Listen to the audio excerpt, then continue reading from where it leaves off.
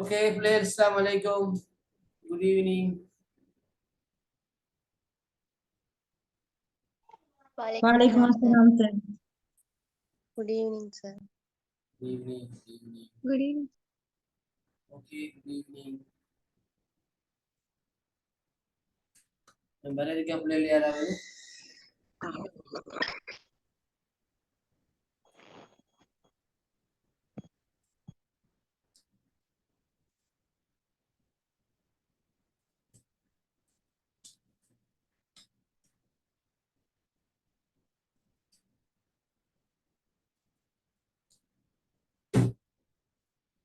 சரி, ஓகே. நாங்க நேற்று செஷன்ல வந்து கில்டா டாப்பாவினுடைய கலை திட்ட மாதிரியை பத்தி பார்த்தோம். ரைட், இன்னைக்கு என்னுடைய knowledge and curriculum பாடத்தினுடைய கடைசி செஷன். இன்னைக்கு நாங்க இன்னும் ஒரு கல்வியாளருடைய கலை திட்ட மாதிரியை பத்தி நாங்க இந்த கலந்துரையாடல் சிலனே. ஓகே, ஹசீனா. இருக்கிறேன் சார். சரி. இருக்கிறேன். சக்கீலா, மணலி இன்றைக்கு Weekend, sir. மணலி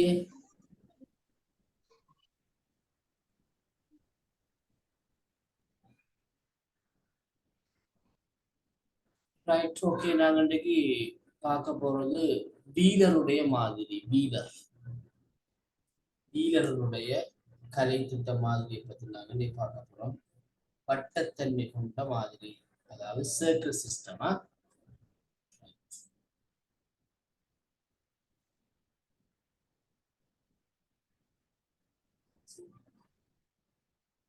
அதான் சொல்லுது, ஒரு 2 நிமிஷம் வெயிட் பண்ண முடியல.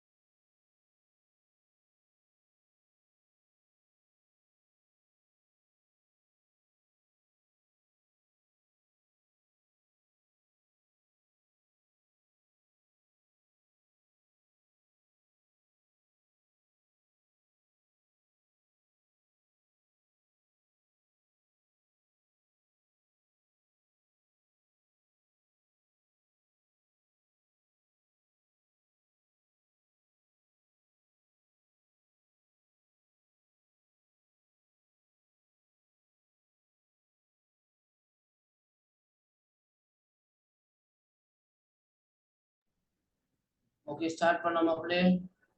என்ன வாய்ஸ் தெளிவா இருக்குதா? Oh sir தெளிவாய்க்கிறேன். சரி மேடம், அப்ப நாங்க இன்னைக்கு பார்க்க போறது வட்டத்தன்மை கொண்ட கலை திட்ட மாதிரியினை உருவாக்கிய ஒரு கல்வியலாளர்களுடைய கலை திட்ட மாதிரி பார்க்க போறோம். அவர்தான் வீலர். வீலரா? வீலர்.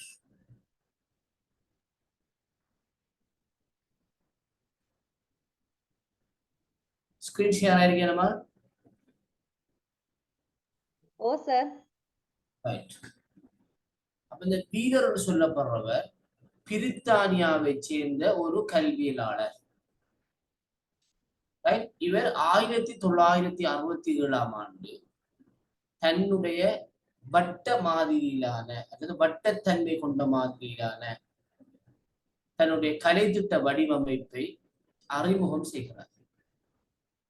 ஏற்கனவே நேர்கோட்டு மாதிரியினை அறிமுகம் செய்த ரால்ஃப் டைலருடைய கலைத்திட்ட மாதிரியினை விமர்சனம் செய்து அதில் காணப்படுகின்ற குறைபாடுகளை சுட்டி காட்டிய பின்னர் தான் தன்னுடைய வட்ட மாதிரியிலான கலைத்திட்ட வடிவமைப்பை வீலர் முன்வைக்கிறார் 1967 ஆண்டு.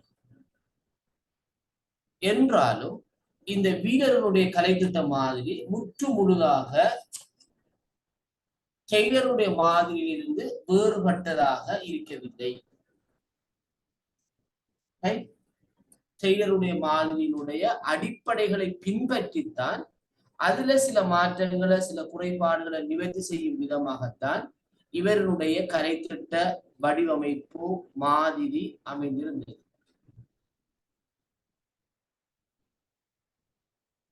ஏன்னு சொன்னால் இந்த வீலருடைய மாதிரியும் குறிக்கோள் மற்றும் நோக்க மாதிரியாகவே காணப்படுகிறது. டெய்லருடைய குறிக்கோள் நோக்க மாதிரி இந்த வீலருடைய கலைத்திட்ட மாதிரியும் குறிக்கோள் மற்றும் நோக்கத்தை அடிப்படையாக கொண்ட கலைத்திட்ட மாதிரியாகவே காணப்படுகிறது. நான் ஆரம்பத்தில் சொன்ன போற பிள்ளையர் டெய்லருடைய நேரான மாதிரி அல்லது நேர்கோட்டு மாதிரி என்ற அந்த முறையினை சீரமைத்து ஒழுங்குபடுத்தி இவர் வட்டத்தன்மை கொண்ட மாதிரியாக உருவாக்குறார். நேர்கோட்டு மாதிரிக்கும் வட்டத்தன்மை கொண்ட மாதிரிக்கும் என்ன வேறுபாடுன்னு சொன்னா உங்களுக்கு தெரியும். வட்டத்தன்மை கொண்ட மாதிரிங்கிறது சைக்கிளிங், ஒரு சுற்றுவட்டமாக ஒன்றன் பின் ஒன்றாக தொடர்ச்சியாக அப்படியே இயங்கிக் கொண்டே இருக்கும்.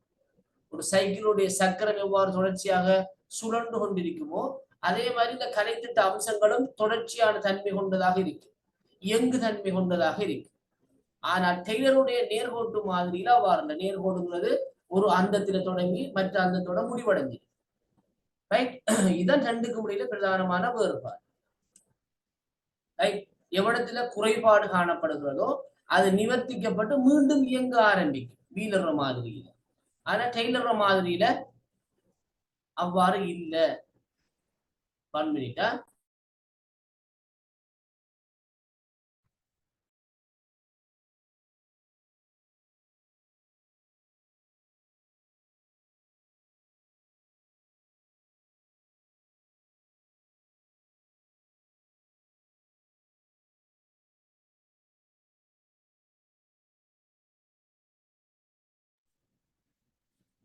ரைட், ஆகவே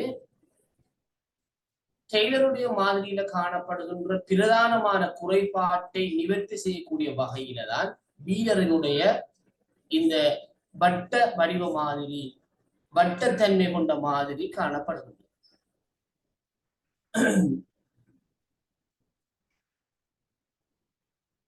இந்த ஸ்லைட கொஞ்சம் பாருங்க பிள்ளைகள்.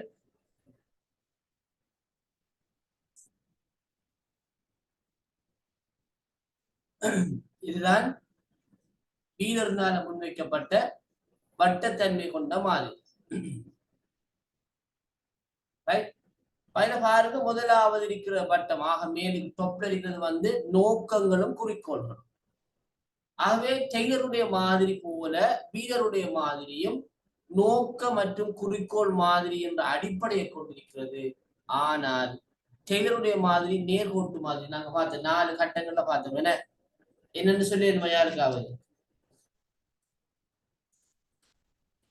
4 கட்டங்களும் நோக்கமும் குறிக்கோளும் பாட உள்ளடக்கம், ஒழுங்கமைப்பு, மதிப்பீடு. மதிப்பீடு. இவருடைய இது 5 கட்டங்களை கொண்டதாக, ஒரு சுழற்சி முறையில் அமைந்த 5 கட்டங்களை கொண்டதாக ஒழுங்கமைக்கப்பட்டிருக்கிறது. முதலாவது கட்டம் நோக்கங்களும் குறிக்கோள்களும், இரண்டாவது கட்டம் வந்து கற்றல் அனுபவம், மூணாவது பாட உள்ளடக்க தெரிவு, நான்காவது கற்றல் அனுபவங்களையும் பாட உள்ளடக்கங்களையும் ஒழுங்கமைத்தல், ஐந்தாவது கட்டம் மதிப்பு. இது மிக முக்கியமான விஷயம் என்னன்னு சொன்னா, இந்த 5 வட்ட செயல்முறையும் பாருங்க, ஒவ்வொரு வட்டங்களும் அம்புக்குறிகளால் இணைக்கப்பட்டிருக்கு. 5 வட்டங்களும் 5 அம்புக்குறிகளால் இணைக்கப்பட்டிருக்கிறது. ஆகவே இது ஒரு சுழற்சி. மதிப்பீட்டோட நிக்கிறது. மதிப்பீட்டின் போது ஏதாவது குறைபாடுகள் கண்டறியப்பட்டால் அந்த குறைபாடுகள் களையப்பட்டு மீண்டும் நோக்கம், கற்றல் அனுபவம், பாட உள்ளடக்கம், கற்றல் அனுபவங்களையும் பாடங்களையும் ஒழுங்கமைத்தல், மீண்டும் மதிப்பு. இவ்வாறு தொடர்ச்சியாக இயங்கிக் கொண்டிருக்கக்கூடிய வகையில தான் இந்த வீரருடைய இந்த வட்ட மாதிரிகை ஒழுங்கமைக்கப்பட்டிருக்கிறது. அவர் டெய்லருடைய கலைத்திட்ட மாதிரியோட வீரருடைய கலைத்திட்ட மாதிரி ஒத்து சொல்றது ஒரே ஒரு விஷயத்துல என்னன்னு சொன்னா, இரண்டுமே குறிக்கோள் மற்றும் நோக்க அடிப்படையிலான மாதிரிகள். என்ன வேறுபாடுன்னு சொன்னால், டெய்லருடைய மாதிரி நேர்கோட்டு மாதிரி. ஆகவே அதுக்கு ஆரம்பமும் முடிவும் இருக்கிறது. ஒரு கட்டத்துல நிறைவு பெற்று முற்று பெற்று விடும், முடிவடைந்து விடும். ஆனால் வீரருடைய மாதிரி ஒரு வட்டத்தன்மை கொண்டதாக இருப்பதனால தொடர்ச்சியாக இயங்கு தன்மை கொண்டதாக, ஒன்றன் பின் ஒன்றாக இயங்கக்கூடியதாக இந்த வட்டத்தன்மை கொண்ட கலைத்திட்ட மாதிரி காணப்படும். கிளியரா பிள்ளையர்? விளங்கிட்டா?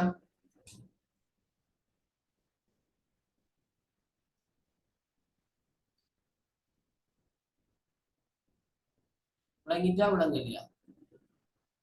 விளங்குது சார்.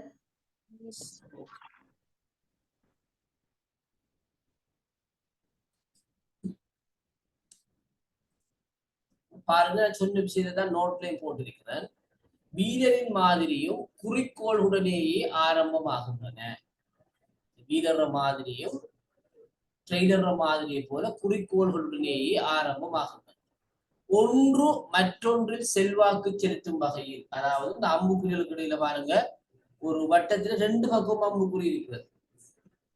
ஒன்று மற்றொன்றில் செல்வாக்கு செலுத்தும் வகையில், ஒன்றை அடிப்படையாக கொண்டு மற்றது தொடங்கும் வகையிலும் இம்மாதிரிகை ஒழுங்கமைந்துள்ளது. இதை நீங்க பார்க்கலாம். நோக்கத்தை பாருங்க, மதிப்பீட்டுல இருந்து அம்புக்குறி வருகிறது, நோக்கத்திலிருந்து அம்புக்குறி கற்றல் அனுபவத்துக்கு செலுத்துறது. மதிப்பீட்டுல இருந்து நோக்கம் உருவாகிறது, நோக்கத்திலிருந்து கற்றல் அனுபவத்துக்கு செலுத்துறது. அப்ப ஒன்றிலிருந்து ஒன்று மற்றது தொடங்கும் வகையில இந்த மாதிரிகை ஒழுங்கமைந்துள்ளது. வீரர் நோக்கங்களையும் குறிக்கோள்களையும் அடிப்படையாக கொண்டு கற்றல் அனுபவங்கள் தெரிவு செய்யப்பட்டு, கற்றல் அனுபவங்களுக்கு ஏற்ப பாட விடயங்கள் தெரிவு செய்யப்பட்டு, பாட விடயங்களுக்கு ஊடாக கற்றல் அனுபவங்களை மாணவர்களுக்கு பெற்றுக் கொடுக்கும் செயற்பாடுகளை ஒழுங்கமைத்து அதன் பின்னர் மதிப்பீட்டினை செய்யும் வகையில் வீரரின் மாதிரிகை அமைந்துள்ளது. இந்த 5 செயற்பாடை சுருக்கமா சொல்லியிருக்கேன்.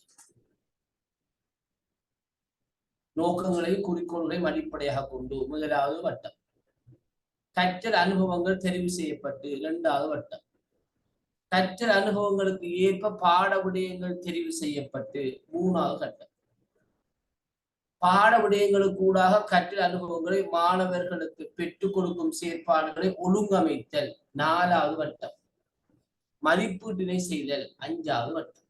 ரைட்? இந்த 5 வட்டத்தில் உள்ள விடயங்களை தான் நான் அங்க குறிப்பிட்டிருக்கிறேன். சரியோ? ஓகே. இந்த வகையில வீரருடைய வட்ட வடிவ மாதிரி காணப்படுகின்றது.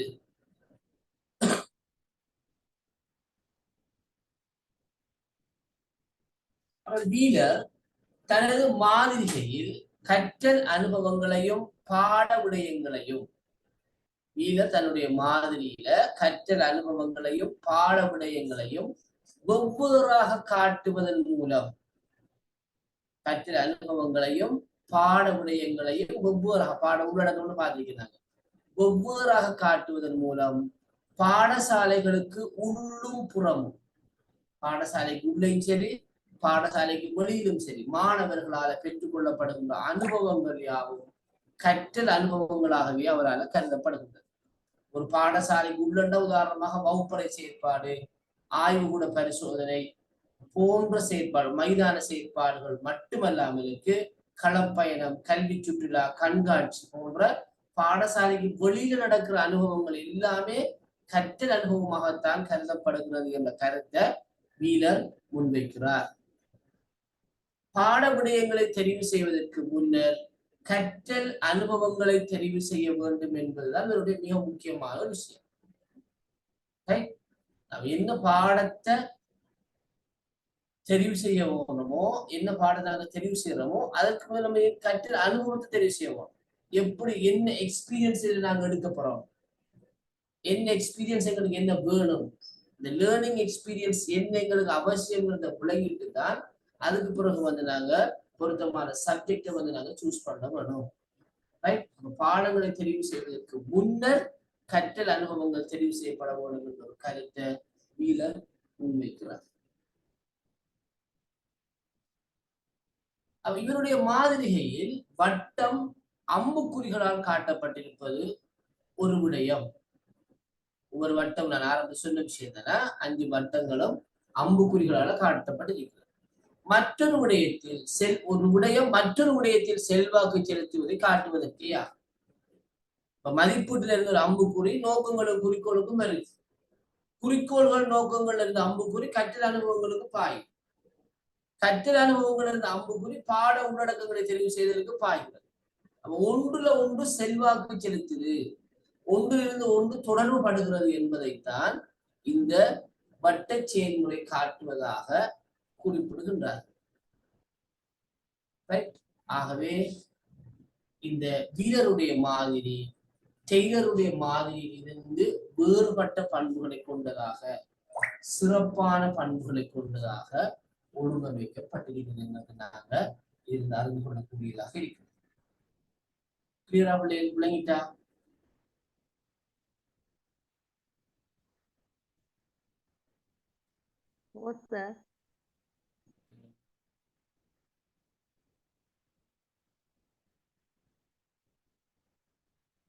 இன்னைக்கு நாங்க என்னுடைய பிரசன்டேஷன் சம்பந்தமாகவும் சில விஷயங்களை உங்களோட கலந்துரையாட வேணும். அதுக்கப்புறம் இன்னொரு டாபிக் இருக்கு, அதோட நாங்க இந்த பாடத்தை நாங்க நிறைவு கொண்டு வரதுக்கு இருக்கிறோம். நாங்க நினைக்கிறோம் 18 பேர் இருக்கிறீங்க போல. யாரும் லீவ் ஆயிராம இருக்கோ, உங்களுக்கு டைம் நான் கேல்குலேட் பண்ணி தரேன். விஷயங்களை கொஞ்சம் நாங்க கலக்குமா?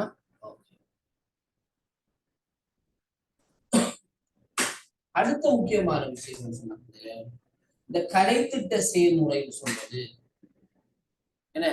கலைத்திட்ட செயல்முறை ஒரு நிலையான செயல்முறை அல்ல, அது இயங்குதன்மை கொண்டது.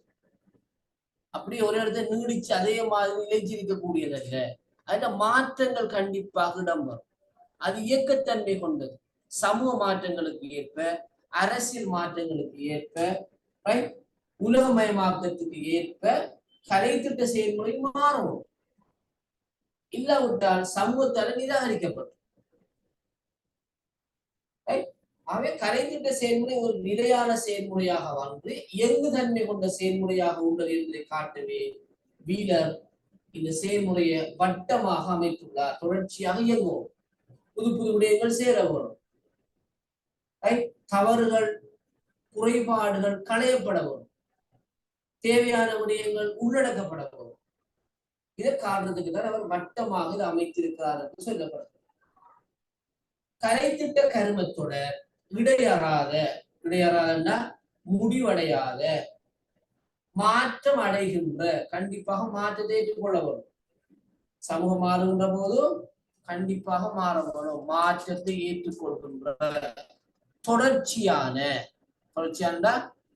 நிற்காத, முடிவடையாத, கர்மத்தொடர் என்றே வீலர் கருதுகின்றார். டெய்லரின் மாதிரிகை மதிப்பீட்டுடன் முடிவடைகிறது. என்ன, நாங்க 4 கட்டம் பார்த்தோம், நேர்கோட்டு மாதிரி 4வது கட்டம் தான் மதிப்பீடு டெய்லர். ஆனா இங்க அப்படி இல்லை. இங்க 5வது கட்டமா தான் மதிப்பீடு வருது. முதலாவது விஷயம். 2வது மதிப்பீட்டு இருந்து ஒரு அம்புக்குரியனே இது திரும்ப மீண்டும் நோக்கத்துக்கு குறிக்கோடு போகுது. அப்ப மதிப்பீட்டுற முடிவுக்கு ஏற்ப மீண்டும் புது விடயங்கள் சேர்ந்து நோக்கத்துக்குள்ள இணைகிறது. ரைட்? அப்ப டெய்லரின் மாதிரிகை மதிப்பீட்டுடன் முடிவடைய, வீலரின் மாதிரிகை மதிப்பீட்டில் இருந்து மீளவும் சுற்று வட்டத்தில் தொடர்கிறார். திரும்ப ஸ்டார்ட் ஆகுது, ஆரம்பத்தில் திரும்ப நடக்கும், திரும்ப மதிப்பீட்டுக்கு வரும், திரும்ப ஏதாவது பிரச்சனை கண்டறியப்பட்டா அவை களையப்பட்டு புது நோக்கத்துக்குள்ள மாறி திரும்ப இயங்கிக் கொண்டிருக்கு. அதாவது அடையப்பட வேண்டிய இடம் அடையப்படாவிட்டால் மீண்டும் கலை திட்டம் சீரமைக்கப்பட வேண்டும் என்பது இங்கு முக்கியமானதாகும். கலைத்திட்ட சீராக்கம், ஒழுங்குபடுத்தல், கலைத்திட்ட மாற்றம் தொடர்ச்சியாக இடம்பெற்றுக் கொண்டே இருக்கும் என்பதுதான் இதனூடாக எதிர்பார்க்கப்படுகிறது.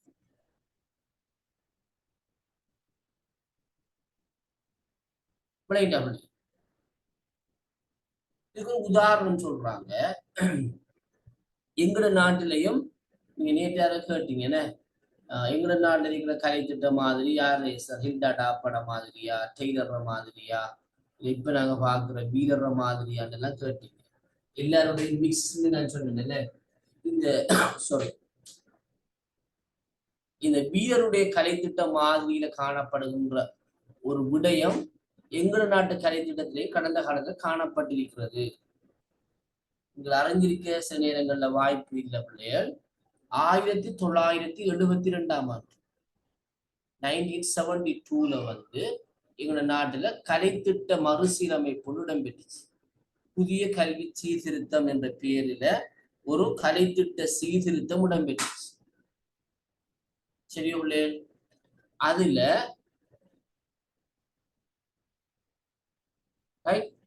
தொழில் முன்னிலை பாடம் 1, தொழில் முன்னிலை பாடம் 2 என்று 2 புதிய பாடங்கள் அறிமுகம் செய்யப்பட்டுச்சு. எத்தனையாம் ஆண்டு? 1972ஆம் ஆண்டு. பண்டாரநாயக்கா அம்மையாருடைய அரசாங்கத்தில்தான் இந்த சரியோ தொழில் முன்னிலை பாடம் 1, தொழில் முன்னிலை பாடம் 2 என்று 2 புதிய அறிமுகம் செய்யப்பட்டுச்சு. அந்த தொழில் முன்னிலை பாடம் 1 என்னன்னு சொன்ன பிள்ளையர், மைக்ரோஃபோன் ஓபன் பண்ணி கொடுங்க. யாரே அசினா, சரி மேடம்.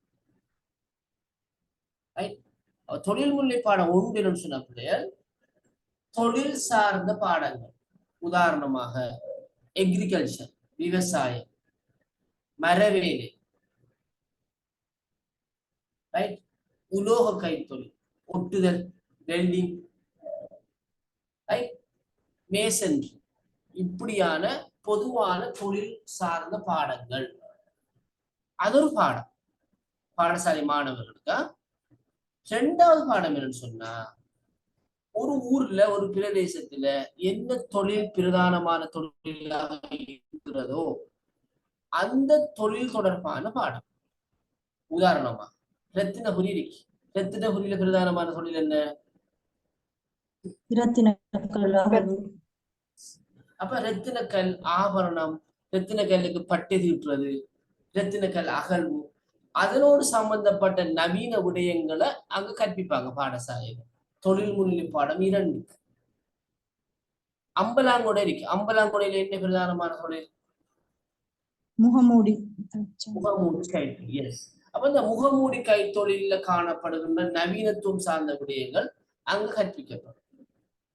யாழ்ப்பாணமாக இருந்தா பனம்பொருள் உற்பத்தி. அப்ப பனம்பொருளோடு சம்பந்தப்பட்ட விடயங்கள் அங்க தொழில் முன்னிலை பாடம் 2ஆக கற்பிக்கப்படும்.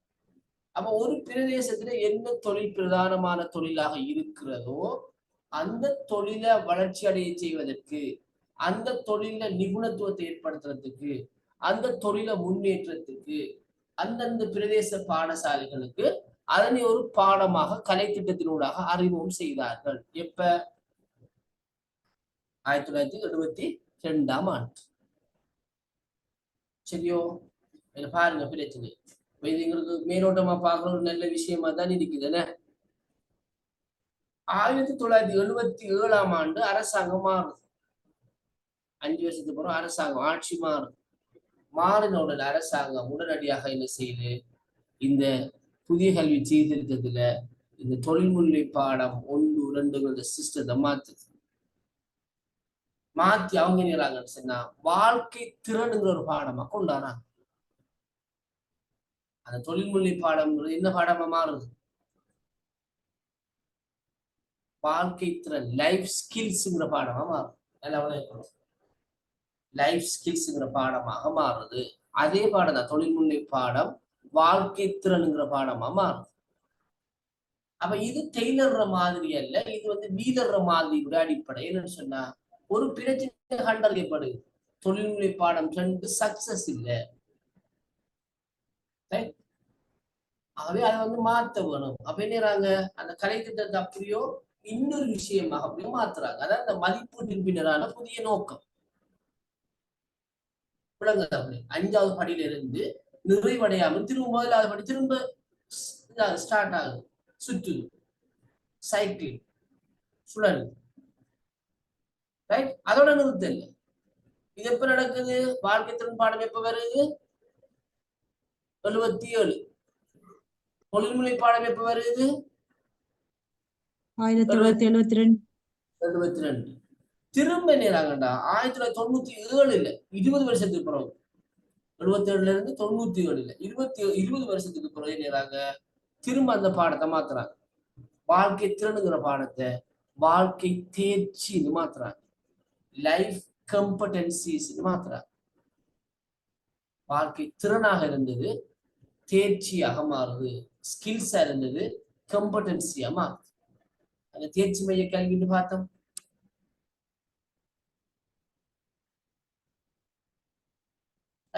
அப்ப வாழ்க்கை தேர்ச்சி என்று மாறுது.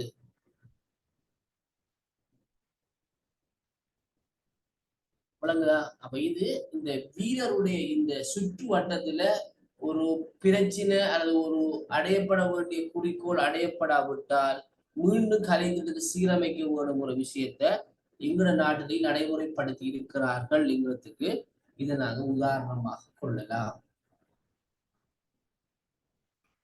நீங்களா இல்லையா? சொல்லுங்க.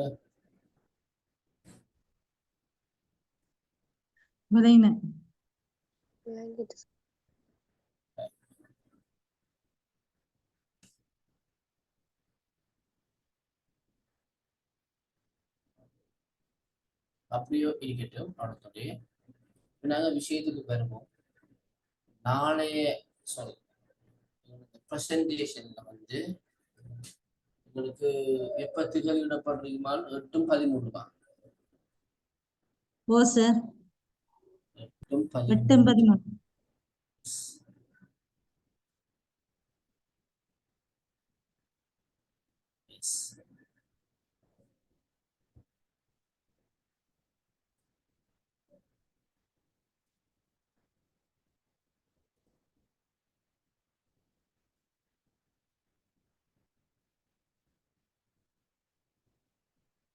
இதுல வந்து இங்க ஆசிரியர் போட்டி பரீட்சைக்கு ஆயத்தமாய் கொண்டாக இருக்கீங்க. ரெஃப்கா, கேஷிகா, ஜனனீஸ்வரி, ஸ்ரீரம்யா, ஹசீனா, என்ன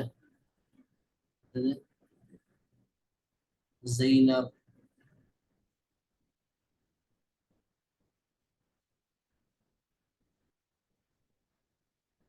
அம்னா, இல்மா, வேற யாரும் இருக்கலாமா?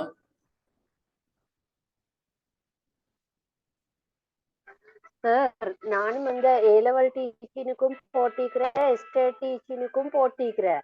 அப்ப எதுல வரும்னு சொல்லி தெரியும் சார். எக்ஸாம் நம்ம அறிவிக்கலையே, மற்ற டீச்சிங் அறிவிச்சிட்டாங்களா? இன்னும் டேட் அந்த அட்மிஷன் ஒன்றும் வந்தில்ல சார். டேட்டை மட்டும்தான் அறிவிக்கிறேன்.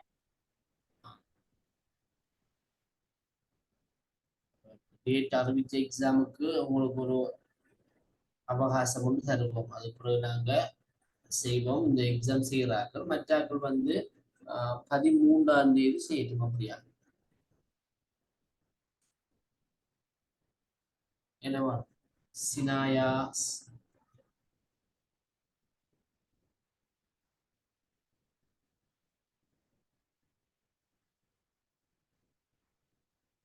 விதுர்ஷன் சங்கீர்த்திகா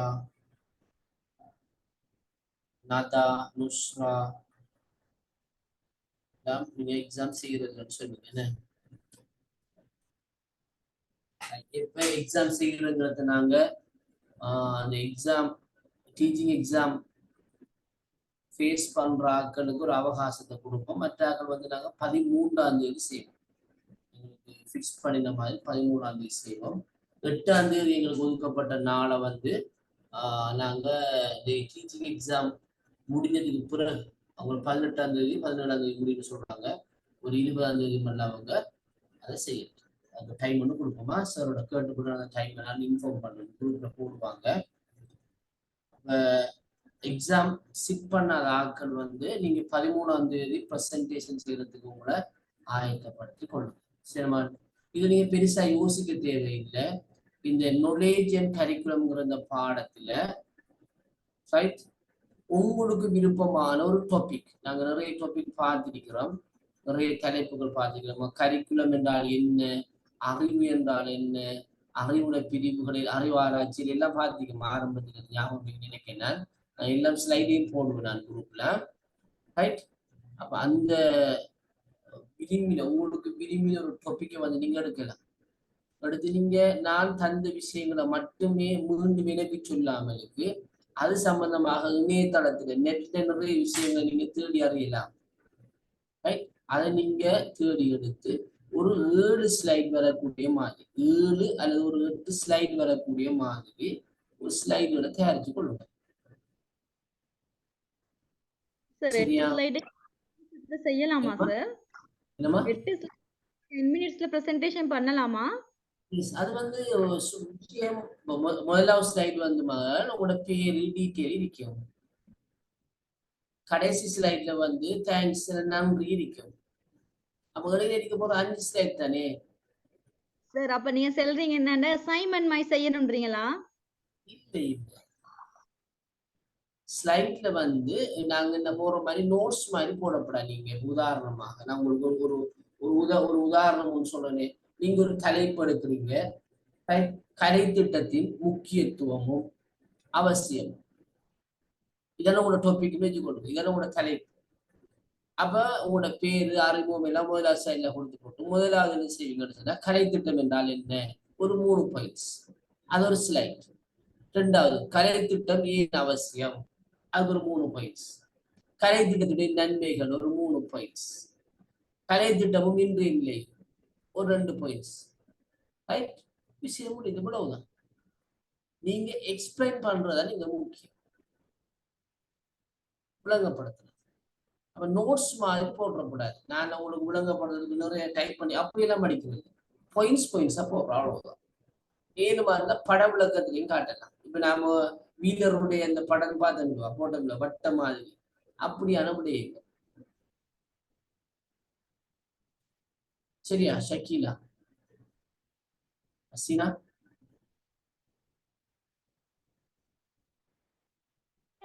சரி சார். உலகில ஹசீனா உலகிலாமா?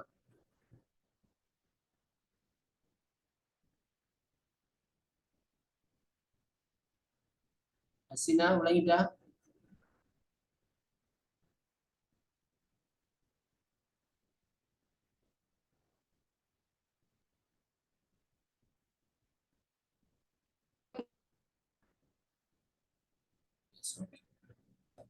அப்ப ஒரு 7 ஸ்லைட் வர மாதிரி அறிமுக ஸ்லைட் ஒன்றையும் முடிவு ஸ்லைட் ஒன்றையும் இடையில 5 ஸ்லைடுக்குள்ள நீங்க விடயங்களை சொன்னா சரி. நீங்க விரும்பின தலைப்பு எடுக்கலாம்.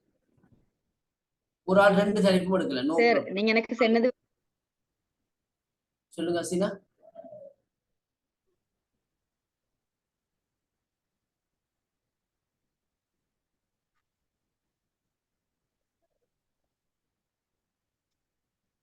அசினோட voice வர இல்ல. சார் சொல்லுமா தஸ்னாபா. சார் நீங்க தலைப்புகளை குரூப்ல போடுவா? இல்லம்மா, நான் இப்ப என்ன சொன்னா, உங்களுக்கு சாதகமாக நான் கொஞ்சம் யோசிச்சு நீங்க விரும்பின தலைப்பை நீங்க எடுத்துக்கொள்ளுங்க. நான் ஒரு தலைப்பு தராமலுக்கு நீங்களே விரும்பின தலைப்பு எடுங்க. நீங்க ஒரே தலைப்பு 2-3 பேரும் எடுக்கலாம், நோ ப்ராப்ளமா. இந்த பாடம் சம்பந்தமான விளக்கம் உங்களுக்கு எந்த அளவுக்கு கிடைச்சிருக்குங்கிறத கணிப்புறத நோக்கம். ஆகவே நீங்களே விரும்பின தலைப்பு எடுத்துக்கொள்ளலாம். சில நேரங்கள்ல ஒரே தலைப்பு 3 பேரும் எடுக்கலாம். ஆனா வித்தியாசமான பார்வைகள் வரும் எங்களுக்கு. ஒரு வித்தியாசமா செய்வீங்க. அது இன்னும் நல்லா இருக்கும், சிறப்பா இருக்கும். ஆகவே தலைப்பு நான் யாருக்குமே தர இல்லை, வளமைக்கு நான் தான் கொடுக்குறது. ஆனா இந்த முறை உங்களுக்கு வந்து தலைப்பை உங்களை சூஸ் பண்ண விட்டுருக்கேன். நீங்க விரும்பிய ஒரு டாபிக் எடுத்து அதுல 7 ஸ்லைட் வரக்கூடிய மாதிரி, மொத்தமாக 7 ஸ்லைட் வரக்கூடிய மாதிரி ப்ரிப்பேர் பண்ணுங்க. ஒரு 10 மினிட்ஸுக்குள்ள ப்ரெசன்டேஷன் செய்யுங்க. சரியா? சார் எஸ் அம்னா கேளுங்க. சார் கேளுங்க நான் சொல்லுங்க. சார் நான் பேசுறேன் கேக்குறா? ஓ எஸ் கேக்குது.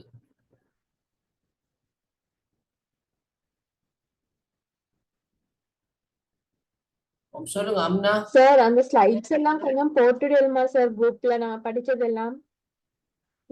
எனக்கு விளங்கல சார், விட்டு வருது நீங்க பேசுறது. நான் போடுவேன், குரூப்ல போடுவேன். ஹசினா பேசுறது கேக்குது எங்களுக்கு, கரைக்கல.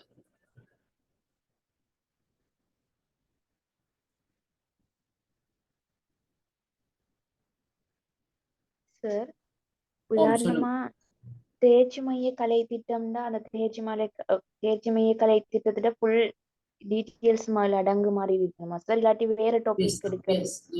அப்படிதான் எடுக்கணும். தேர்ச்சி மைய கலை திட்டம்னா என்ன, எப்ப அறிமுகம் செய்யப்பட்டுச்சு, அதுல உள்ளடக்கம் என்ன, நன்மை என்ன, தீமை என்ன, விஷயம் முடிஞ்சு அவ்வளவுதான்.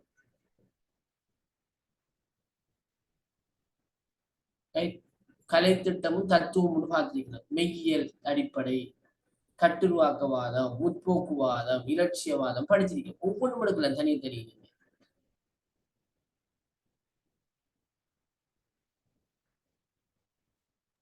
சார் இது வந்து பவர் பாயிண்ட்லயா சார் செய்யணும்? எஸ் ஆனா நீங்க பவர் பாயிண்ட்ல செய்யுங்க, அல்லது வந்து பிடிஎஃப்ல அனுப்பியும் செய்யலாமா? சார் அது செய்யறான்னு தெரியும் சார். ஒரு ப்ராப்ளம் இல்ல. உங்களுக்கு கஷ்டமா இருந்தா ரைட், எனக்கு வந்து நீங்க வாட்ஸ்அப் பண்ணுங்க, நான் வந்து ஓபன் பண்ணுவேன். நீங்க உங்களோட போன்ல இருந்து பார்த்து செய்யலாம். போன முறை செய்தார்கள் அப்படித்தான் செய்யறாங்க. எனக்கு வாட்ஸ்அப் பண்ணியிருந்தாங்க, நான் வந்து ஓபன் பண்ணிடுறேன், அவங்க ப்ரெசென்ட் பண்ணி கொண்டு போனாங்க, நான் பார்த்தா தெரியாது. அப்படி செய்ய போறீங்களா? கஷ்டம் சொல்றாங்க சார். கஷ்டம் இல்ல சார், அது எப்படி செய்யறான்ட்டு அந்த ஆப் வந்து யூஸ் பண்ண தெரியாது சார், அதுதான். ஒன்றுமே இல்லம்மா.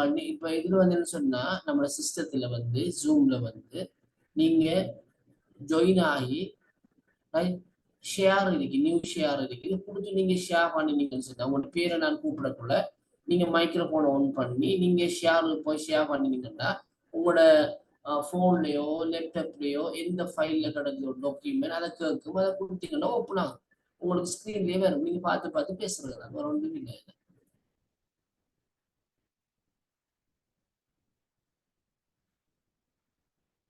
சரியா? இல்ல அது உங்களுக்கு சிரமமாக இருக்குமா இருந்தா நீங்க பேசுறது கேக்குறா? ஓ எஸ் கேக்குது. ஹசினா கேக்குது, சொல்லுங்க.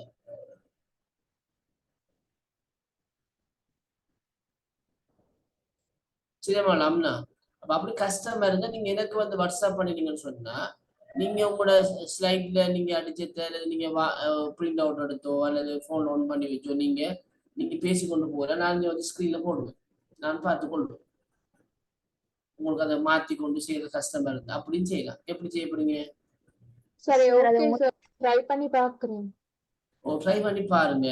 நீங்க செய்யலாம். எப்படின்னா எனக்கு ஒன்று நீங்க அனுப்புங்க, நீங்களும் அதை செய்யறதுக்கு ரெடியா வாங்க. உங்களோட அது ஸ்கிரீனை வந்து ஷேர் பண்றது, அதை வந்து மாத்திக்கொண்டு சிரமமா இருந்தா நான் ஸ்கிரீன் ஷேர் பண்ணுவேன், நீங்க விஷயத்தை பேசிக்கொண்டு போற விஷயம் முடியுது. Okay sir. Okay. Sir, உங்களுக்கு அது சார்பாக உங்களுக்கு சார்பாக உங்களோட இதுல ட்ரெயின் பண்றதுதான் நோக்கம், வேற ஒண்ணும் இல்லை. சொல்லுங்க சார் சினாயா. ஃபர்ஸ்ட்டுக்கு நடந்த மகாத்மா காந்தியின் இந்த கல்வி சிந்தனையில நமக்கு வேண்டியதா ஃபேஸ் பண்ணிக்கொள்ளணுமா? என்னமா? ஃபர்ஸ்ட்டுக்கு நடந்த செஷன்ல இருந்து இந்த மகாத்மா காந்தியின் கல்வி சிந்தனைகள் தானே ஃபர்ஸ்ட்டுக்கு நடந்த, அதுல இருந்து உங்களுக்கு எப்படி சார் விருப்பமான ஒரு ஹெட்டிங் எடுத்துக்கொள்ளணுமா? மகாத்மா காந்தி இது நம்ம இந்த பாடத்துல தானேமா நாங்க செய்யறது knowledge and curriculum தானே, அந்த பாடத்துல செய்யறோம். ஆ இந்த knowledge and curriculum அதாவது அறிவுண்டா என்ன, அறிவாற்றல்னா என்ன, கரிக்குலம்டா என்ன, கரிக்குலத்தினுடைய தத்துவ அடிப்படைகள் என்ன, இந்த பாடத்துல மட்டும்தான் செய்யணும். இது இந்த பாடத்துக்குரியதான் இது.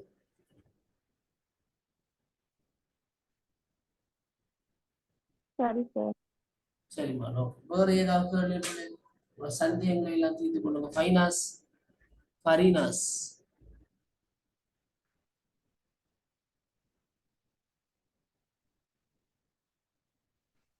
ஆமாம் சார், நான் வெக்கேஷன் போனதால ஒரு 1 month கிளாஸ் அட்டென்ட் பண்ணல சார். இந்த எக்ஸாம் எதுவும் நடந்திருக்கா சார்? முழங்க இல்லை. நான் வெக்கேஷன் போனதால எனக்கு 1 month தான் கிளாஸ் அட்டென்ட் பண்ணிக்கொள்ளலாம் போயிட்டு, அந்த எக்ஸாம் எதுவும் நடந்திருக்கா சார்? உங்களோட பேச்சு நடக்கலையே. இல்ல அதான். Okay right. நான் ப்ரெசன்டேஷன் ஓகே சார், ப்ரெசன்டேஷன் நான் ரெடி பண்றேன். Right okay. நான் குரூப்ல வந்து நான் செய்த அவ்வளவு ஸ்லைடையும் வந்து ஷேர் பண்ணுவேன். Okay sir. Okay okay sir. இந்த டாபிக்கை நீங்க சூஸ் பண்ணி நீங்க ப்ரிப்பேர் ஆகும். Right okay sir. வேற ஏதாவது சார் பிடிஎஃப் வடிவிலே அனுப்பணும், உங்களுக்கு அனுப்புகிறீங்க சார்? பிடிஎஃப் அனுப்பினீங்கன்னா ஈஸியா இருக்கும். என்ன உங்களோட போனுக்கு வந்து ஓப்பன் ஆகும் ஈஸியா. பிடிஎஃப் பண்ணி அனுப்பி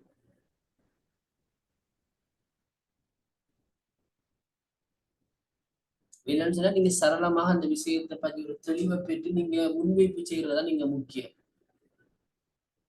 ப்ரெசென்ட் பண்ணணும். சில நேரங்கள் உங்களுக்கு அன்றைக்கு ஸ்லைட் வந்து ஷேர் ஆகல, ஸ்கிரீன்ல தெரியலன்னாலும் நீங்க அதை பத்தி யோசிக்க தேவையில்லை. சரியோ, நீங்க ப்ரெசென்ட் பண்ணணும். நாங்க உங்களோட ஸ்லைடை வந்து நாங்க பார்த்துக்கொள்வோம். நீங்க அனுப்பினீங்கன்னு சொன்னா நான் அதை பார்த்துக்கொள்வேன். நான் தானே உங்களுக்கு அசஸ்மெண்ட் செய்யறது கணிப்பு, அதனால அனுப்பிக்கொள்வேன். கணக்க பயப்பட தேவையில்லை. செய்யலாம். இதுல ஒரு எக்ஸ்பீரியன்ஸ் நீங்க எடுக்கணும், அதான் நோக்கம். வரணும்.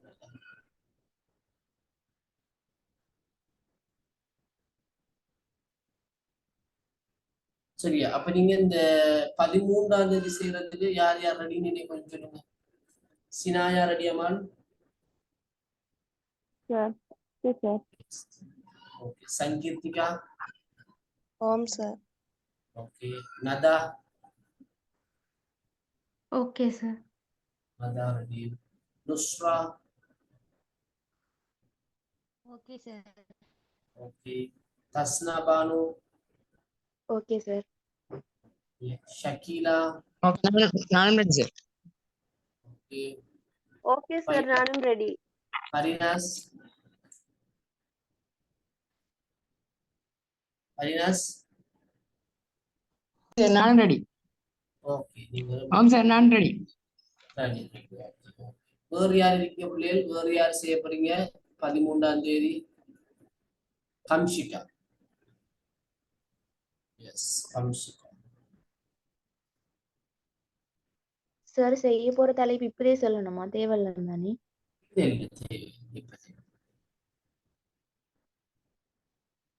நீங்க விரும்பின ஆட்கள் விரும்பின தலைப்பை சூஸ் பண்ணிக்கொள்ளுங்க. ஒரே தலைப்பை 2-3 பேரும் நீங்க சூஸ் பண்ணலாம், நோ ப்ராப்ளம். சிலரே என்ன வேற வேற விஷயங்கள்லாம் நீங்க சேர்க்கக்கூடிய மாதிரி இருக்கும், சிறப்பாகவும் இருக்கும்.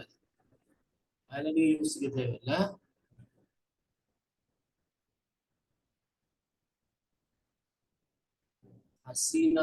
ஹசீனாக்கு நான் பேசுற தெளிவில்லாம இருக்காமா?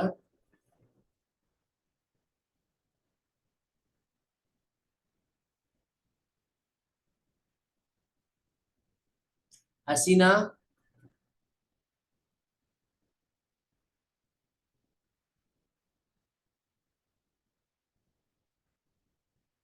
ஹசீனோட மைக்ரோஃபோனும் கவரேஜும் ப்ராப்ளம் போல. எனக்கு கால் பண்ணுங்க ஹசீனாவா, கால் பண்ணுங்க, நான் உங்கள்கிட்ட பேசுறேன்.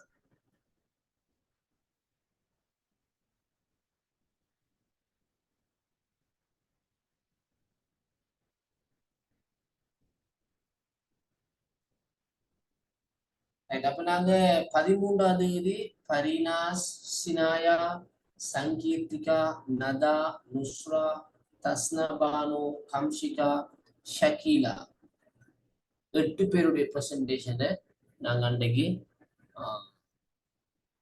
முன்வைப்பு செய்யறதுக்கு ஆயத்தமா இருக்கிறோம். சரியா? ஓகே. இப்ப 13ஆம் தேதியா ரெடி தானே பிள்ளைய? ரெடி ஆயிக்கணும்னா ஏதாவது கிளாரிபிகேஷன் ஏதாவது சந்தேகங்களா இருந்தா நீங்க கேளுங்க, நான் உங்களுக்கு ஹெல்ப் பண்ணுவேன் இந்த விஷயத்துல. போன் நம்பர் சரி தானே பிள்ளைய?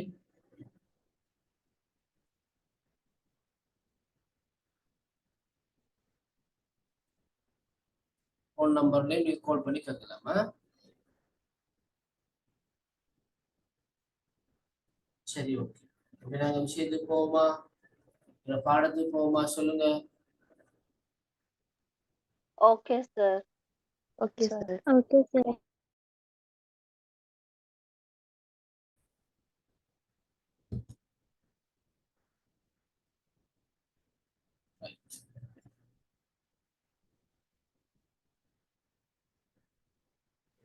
சார் நானும் எக்ஸாம் இல்ல 13ஆம் தேதி செய்யணுமா? ரம்யா, இப்ப 13ஆம் தேதி செய்ய போறீங்களா? எக்ஸாம் இல்ல சார், 13 நாளும் ஓகே, அல்லது 12 நாளும் ஓகே. அப்ப 13ஆம் தேதி செய்யுங்க ரம்யாவா? Okay sir. ஓகே. 13ஆம் தேதி உங்களுடைய நான் போட்டு போடுறேன்னா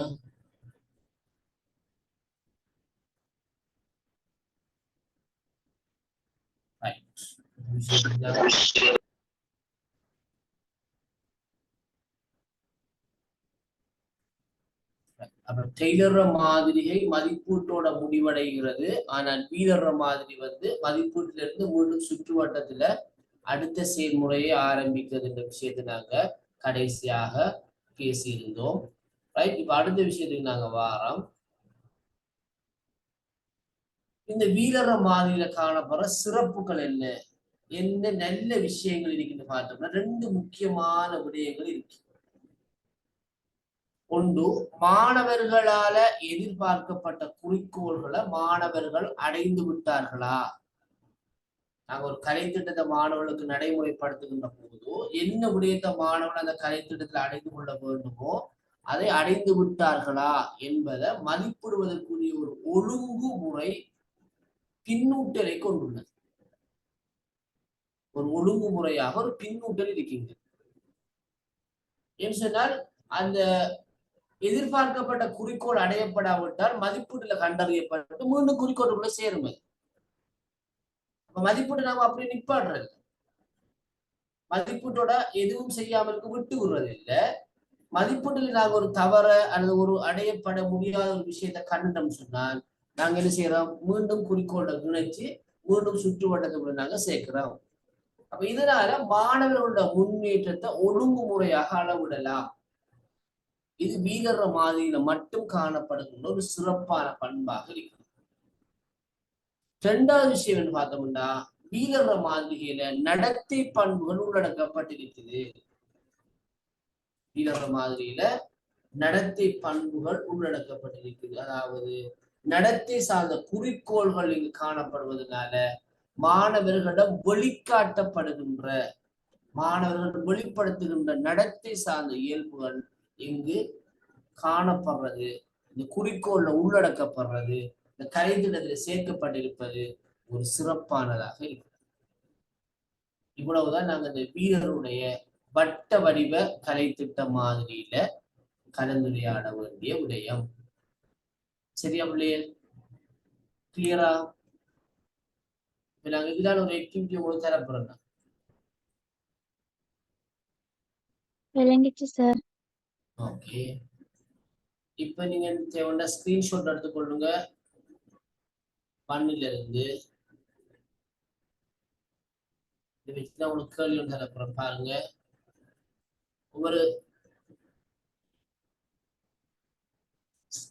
ஒவ்வொரு ஸ்லைடையும் எடுத்துட்டு எனக்கு சொல்லுங்க. இது ஓகேவா?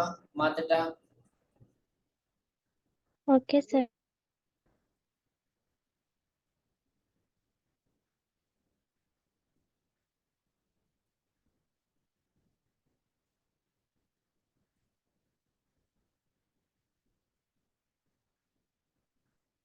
சரியா? சரி சார்.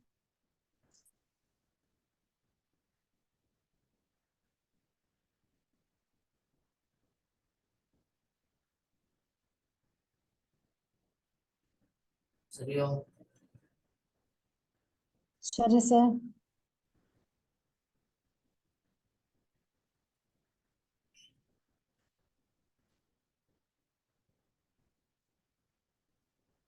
சரியா? சரி சார்.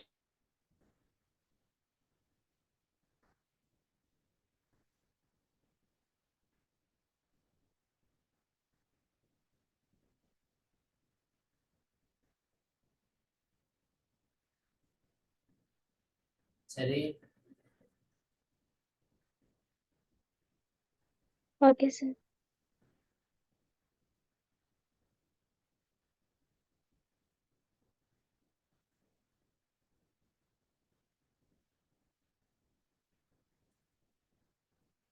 ஓகே, இப்ப இதுக்குரிய தலைப்பு என்னன்னு சொன்னா, அந்த தலைப்புல தான் நீங்க இன்னைக்கு உங்களோட கருத்துக்களை சொல்ல போறீங்க. இந்த வீரரினுடைய வட்ட வடிவ மாதிரி கலை திட்டத்தினுடைய அடிப்படைகள். நீங்க என்ன விஷயத்தை இந்த வட்ட வடிவ கலை திட்டத்துல கண்டறிஞ்சிருக்கீங்க, விளங்கி இருக்கீங்கன்றத ஒரு தொகுப்பா சொல்ல போறீங்க. நேற்று எனக்கு ஹில்டா டாப்பாவை சொன்ன மாதிரி 2 பேர் சிறப்பா சொன்னீங்களா? நேற்று சிறப்பாக இருந்துச்சு. அதே மாதிரி இந்த வீலர் மாதிரிய மையமாக கொண்டு வீலருடைய வட்ட வடிவ கலை திட்ட மாதிரியினுடைய அடிப்படையான விடயங்கள் நீங்க விளங்கி கொண்ட விஷயங்களை ஒரு தொகுப்பாக முன்வச்சா போதும். சரியா? ஓகே. இப்ப நேரம் சரியாக 8:30. உங்களுக்கு ஒரு 15 நிமிடங்கள் தான் சார். 8:45 நீங்க உங்களை ப்ரிப்பேர் பண்ணி கொள்ளுங்க, ஆயத்தப்படுத்திக் கொள்ளுங்க. இது பற்றி ஒரு கருத்து சொல்றது. இது உங்களுக்கு ப்ரெசன்டேஷனுக்கு உதவியாக இருக்கு. இப்படிதான் ப்ரெசன்டேஷன் செய்யப்படுங்க. ரைட்டோ? அப்ப பாயிண்டா நீங்க ஒரு பேப்பர்ல பாயிண்டா எழுதிட்டு மலமான நீங்க பேசுனா சரி, அவ்வளோ உங்களோட ப்ரெசன்டேஷனுக்கான ஒரு ஆயத்தமாக கூட நீங்க இதை கருதலாம். வீரருடைய இந்த வட்ட வடிவ கலைத்திட்ட மாதிரியுடைய அடிப்படை இயல்புகளை பத்தி ஒரு 2, 3, 4 மினிட்ஸ்க்கு சொல்ல போறீங்க, அவ்வளவுதான். அப்ப ப்ரிப்பேர் ஆகிக்கொள்ளுங்க. ஒரு 15 நிமிஷம் நேரம் தார. 8:30 நேரம், 8:45 சரியாக உங்களை நான் அழைப்பேன். சரியா? ஏதாவது கேள்வி இருக்கா பிள்ளைகள்?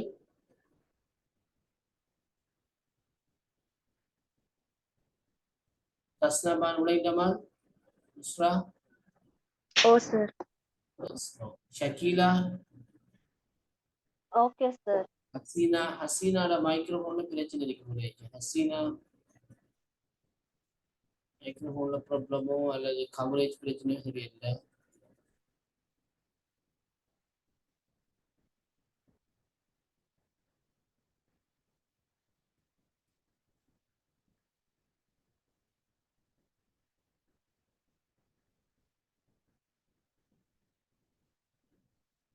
சரி, அப்படி ஸ்டார்ட் பண்ணுங்க.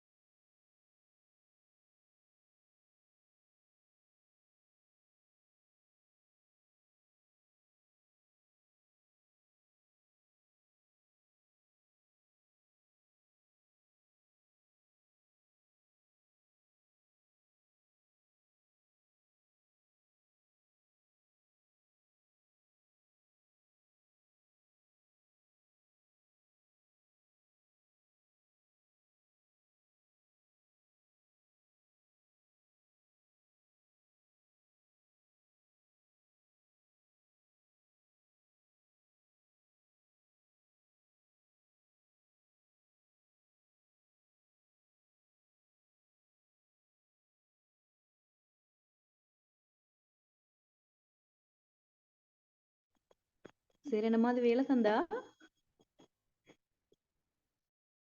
ரிஸ்கா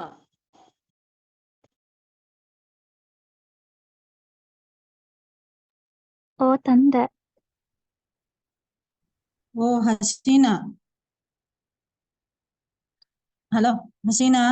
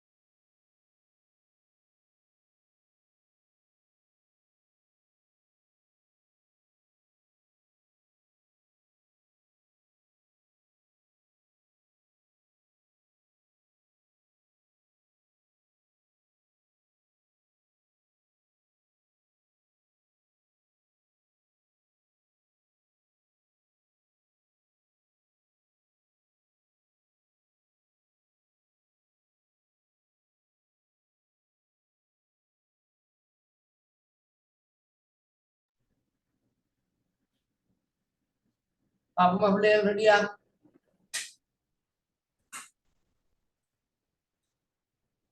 அதில் ஒரு 2-3 மினிட்ஸ் இருக்குதா?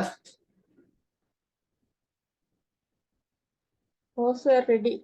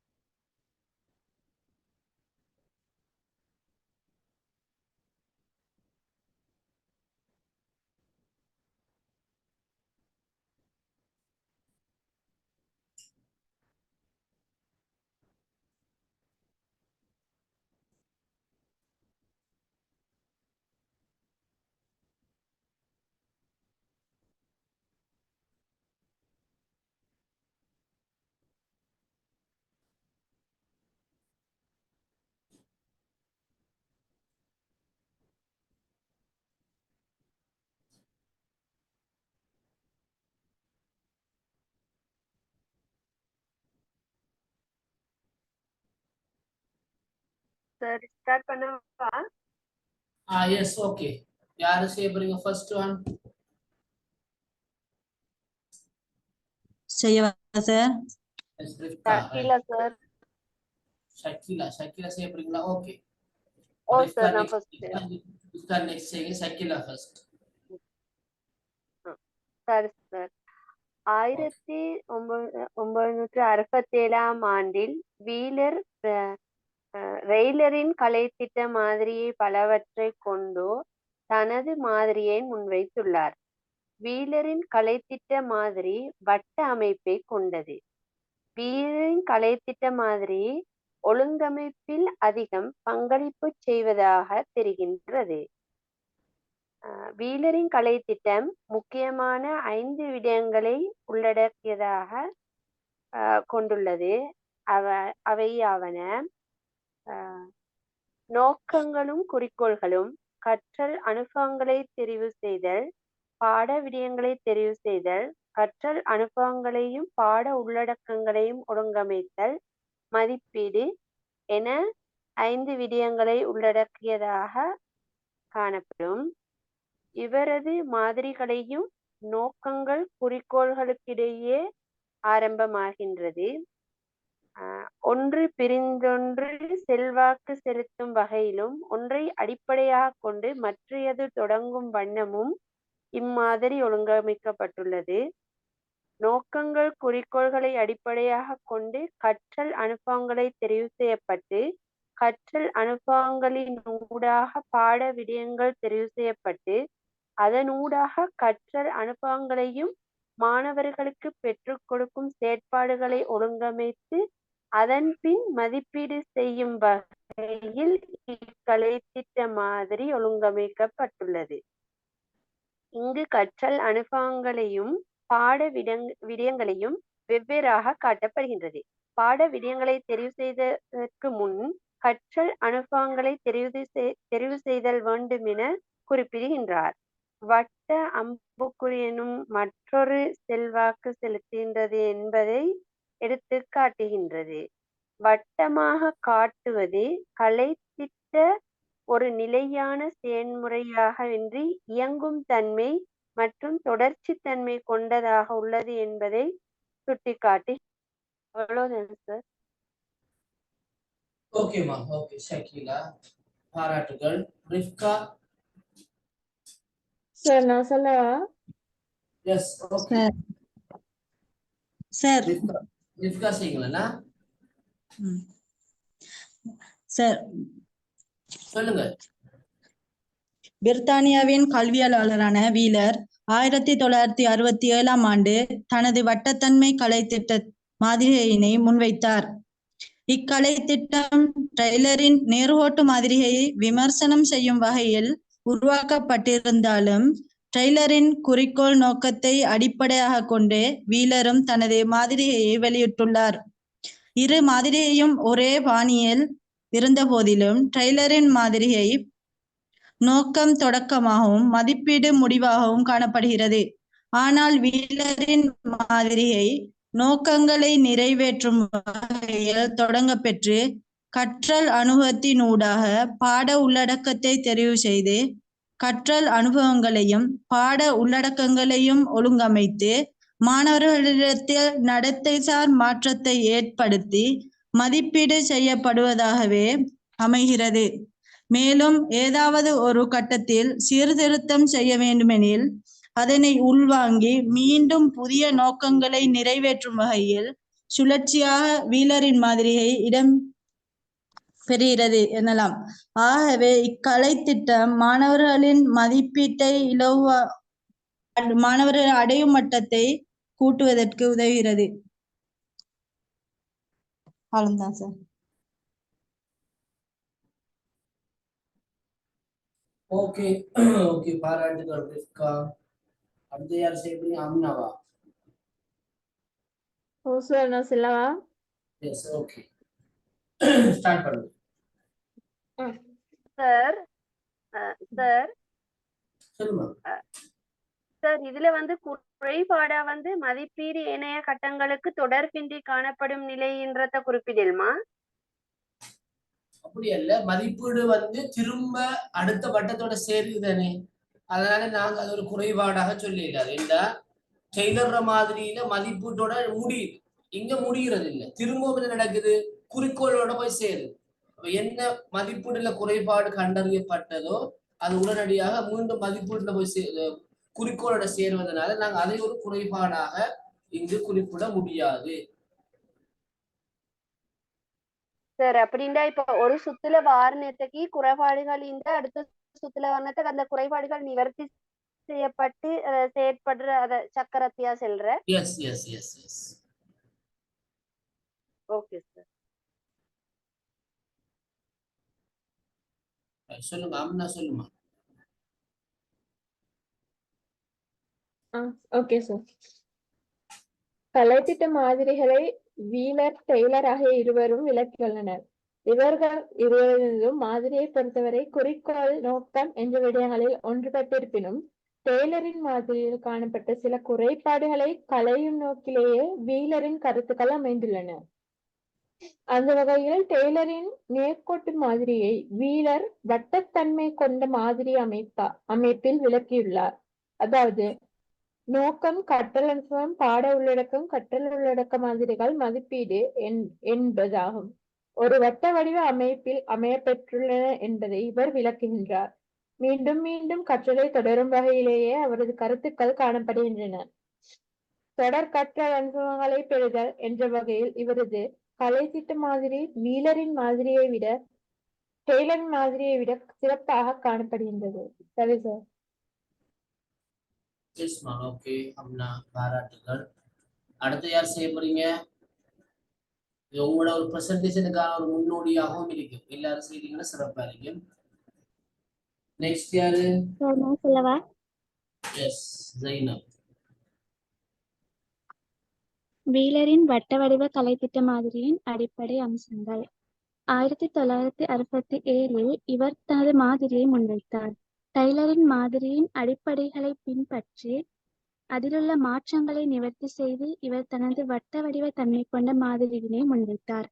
வீலரின் மாதிரியும் டெய்லரின் மாதிரியைப் போல் குறிக்கோள் மற்றும் நோக்கத்தை அடிப்படையாக கொண்ட மாதிரியாகும். இம்மாதிரி ஒன்றன் பின் ஒன்றாக தொடர்ச்சியான தன்மை கொண்டதாகவும் இயங்குதன்மை கொண்டதாகவும் காணப்பட்டது.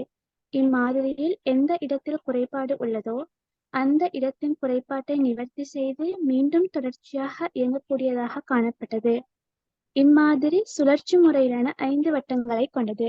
நோக்கம், கற்றல் அனுபவம், பாட உள்ளடக்க தெரிவு, கற்றல் அனுபவங்களையும் பாட உள்ளடக்கங்களையும் ஒழுங்கமைத்தல் மற்றும் மதிப்பீடு ஆகும். வீலரின் மாதிரி குறிக்கோளுடன் ஆரம்பமாகி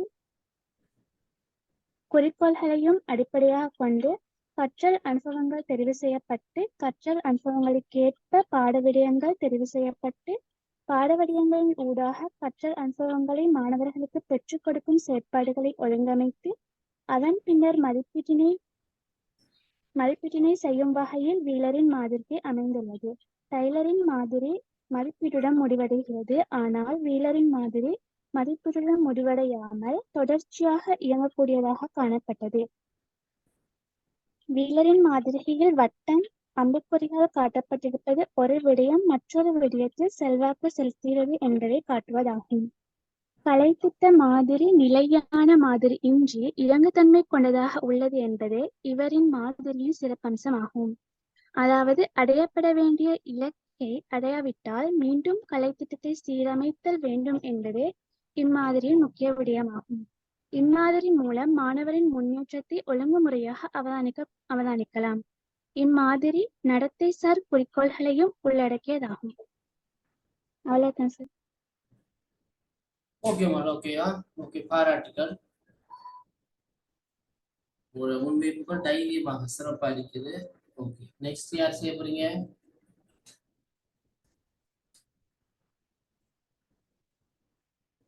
ஓகே, நான் செய்யறேன் சார். இட்ஸ் ஓகே, ஃபரினாஸ். கலைத்திட்ட அபிவிருத்தி செயல்களின் உள்ளடக்கத்தை தயாரிக்கும் போது கலைத்திட்டத்தில் தாக்கம் விளைவிக்கும் அம்சங்களை இனங்காண்பதற்கும் கலைத்திட்ட செயல்களை இலகுவாக நடைமுறைப்படுத்துவதற்கும் அவ்வம்சங்களுக்கிடையில் காணப்படும் இடைத்தொடர்புகளை அறிந்து கொள்ளவும் கலைத்திட்ட மாதிரி பயன்படுத்தப்படுகிறது. அவ்வகையில் பிரதானமாக 3 கலைத்திட்டங்கள் காணப்படுகின்றன. குறிக்கோள் மாதிரி அல்லது நேர்கோட்டு மாதிரி, இரண்டாவது சுழற்சி முறை அல்லது வட்டத்தன்மை கொண்ட மாதிரி, மூன்றாவது இயங்குநிலை மாதிரி.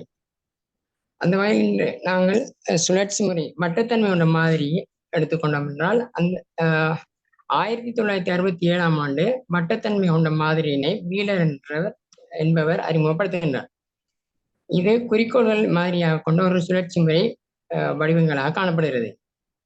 இதில் நோக்கம், கற்றல் அனுபவம், பாட உள்ளடக்க தெரிவு, கற்றல் அனுபவங்களையும் பாட உள்ளடக்கங்களையும் ஒழுங்கமைத்தல், மதிப்பிடுதல் என்பன ஒரு சுழற்சி முறையில் தொடர்பை கொண்டுள்ளது. மேலும் ஒன்றும் மற்றொன்றில் செல்வாக்கு செலுத்துவதும் ஒன்றை அடிப்படையாக கொண்டு மற்றொன்று தொடங்குவதும் குறிப்பாக இங்கு நோக்கத்தக்க விடயமாகும். கலைத்திட்ட செயல்முறை இயங்குதன்மை கொண்ட செயல்முறை என்பதனால் இங்கு வட்டத்தன்மை முறையில் இவர் வட்டமாக இதனை காட்டியுள்ளார்.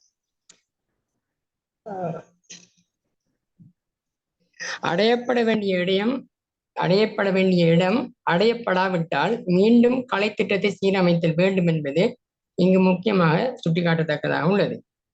மாணவர்களின் முன்னேற்றத்தை ஒழுங்குமுறையாக அளவிடக்கூடிய வகையில் பின்னூட்டர்களை கொண்டிருப்பதும் நடத்தை சார் குறிக்கோள்களை இங்கு இடம்பெற்றிருப்பவர்களும் இவரது வீலர் அவர்களின் வட்டத்தன்மை கொண்ட மாதிரியின் சிறப்பம்சமாக காணப்படுகிறது. அவ்வளவுதான். Okay okay ஃபரினாஸ். ஓகே, சுருக்கம் வருது. நல்ல வேறு சார் நான் சொல்றேன் சார். கேஷிகா. எஸ், ஆமா, சொல்லுங்க. வீலரின் மாதிரிகை இது வந்து பிரதானமா 5 அம்சங்களை கொண்டதா அமைக்கப்பட்டிருக்கு. இவர் வந்து 1967 இம்மாதிரிகைகளை முன் வச்சிருக்கிறாரு. இவர் பிரித்தானியர் ஆவார். டெய்லரின் மாதிரியை அடிப்படையாக கொண்டு அதன் குறைகளை நிவர்த்தி செய்து கொள்ளும் வகையில் அமைக்கப்பட்டது. இவரின் பிரதானமாக முன்வச்ச 5 அம்சங்களும் சுழற்சி முறையில காணப்படும். முதலில் நோக்கமும் குறிக்கோளும், பிறகு கற்றல் அனுபவம், பாட உள்ளடக்க தெரிவு, கற்றல் அனுபவங்களையும் பாட உள்ளடக்கங்களையும் ஒழுங்கமைத்தல், பின்னர் மதிப்பீடு. டெய்லரின் மாதிரி அடிப்படையில வந்து மதிப்பீடோட அந்த பிரதானமான 7 கருத்துக்களை டெய்லர் முன் வச்சிருப்பாரு. அதுல மதிப்பீடோட முடிவடையும். எனினும் இதுல வீலரின் மாதிரியை பற்றி பார்ப்போமானால் மதிப்பீடோட இது வந்து முடிவடையாது, மேலும் சுழற்சி முறையில காணப்படும். இது இயங்கும் தன்மை உடையது, ஆரம்பமும் முடிவும் அற்ற நிலையில காணப்படும். சீர்திருத்தம் செய்து இதனை மேலும் செயற்படுத்தும் முகமாக இது அமைக்கப்பட்டிருக்கு. மாணவர்களின் அறிவு மட்டத்தை சீராக நடைபெறுவதற்கும் அனைவரும் சிறந்த முறையில் தேர்ச்சி பெறுவதற்கும் இது உகந்த வகையில அமைஞ்சிருக்குது. அவ்வளவுதான் sir. Okay okay Kesika, okay, பாராட்டுக்கலாம். நெக்ஸ்ட் யாரு?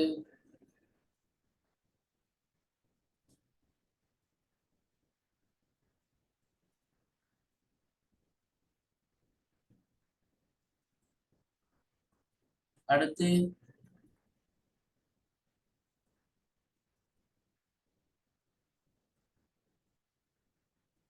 நசிஹா, ரம்யா, ஸ்ரீ ரம்யா, வசந்தன் ரம்யா.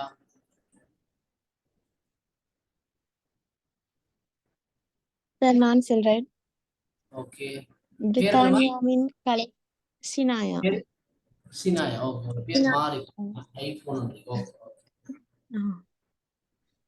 பிரித்தானியாவின் கலைத்திட்ட அபிவிருத்தியாளர்களுள் ஒருவரான வீலர் 1967 தனது மாதிரியினை முன்வைத்தார்.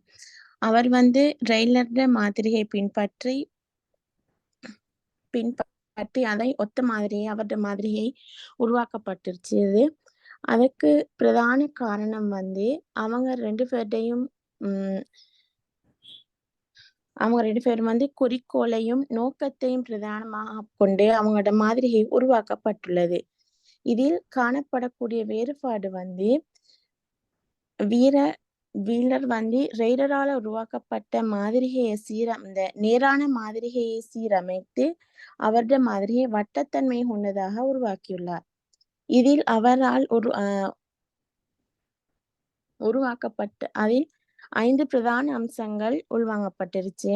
அது வந்து நோக்கம், கற்றல் அனுபவம், பாட உள்ளடக்க தெரிவு, கற்றல் அனுபவம் மற்றும் பாட உள்ளடக்கம் ஒழுங்கமைத்தல், மதிப்பீடு என்பவற்றை குறிப்பிடலாம். இதில் அனைத்தும் சுழற்சி முறையில் அமையப்பட்டிருப்பது அதன் சிறப்பம்சங்களில் ஒன்றாகும்.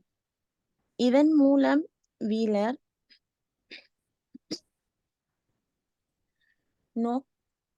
நோக்கங்களையும் குறிக்கோள்களையும்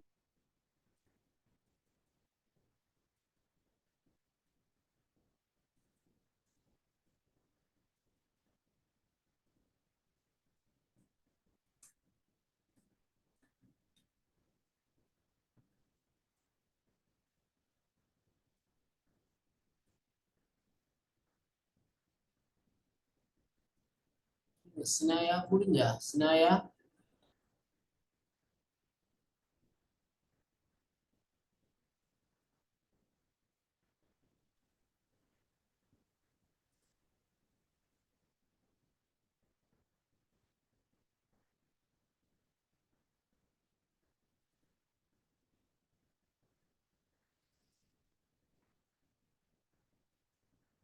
ஓகே. வேறு யாராவது செய்திருக்கீங்களா பிள்ளைகள்?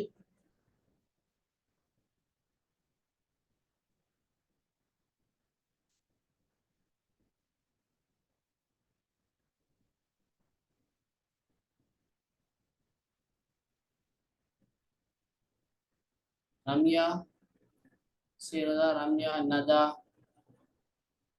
Mithushan,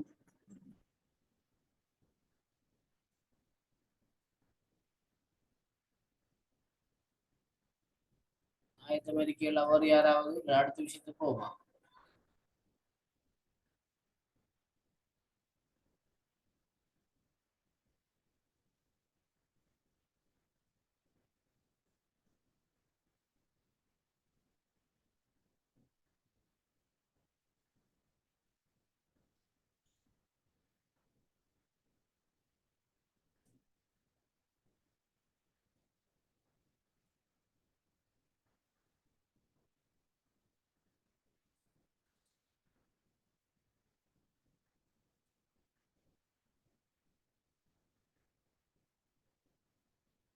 right, okay. அப்ப நாங்க அடுத்த விஷயத்துக்கு போவோம்.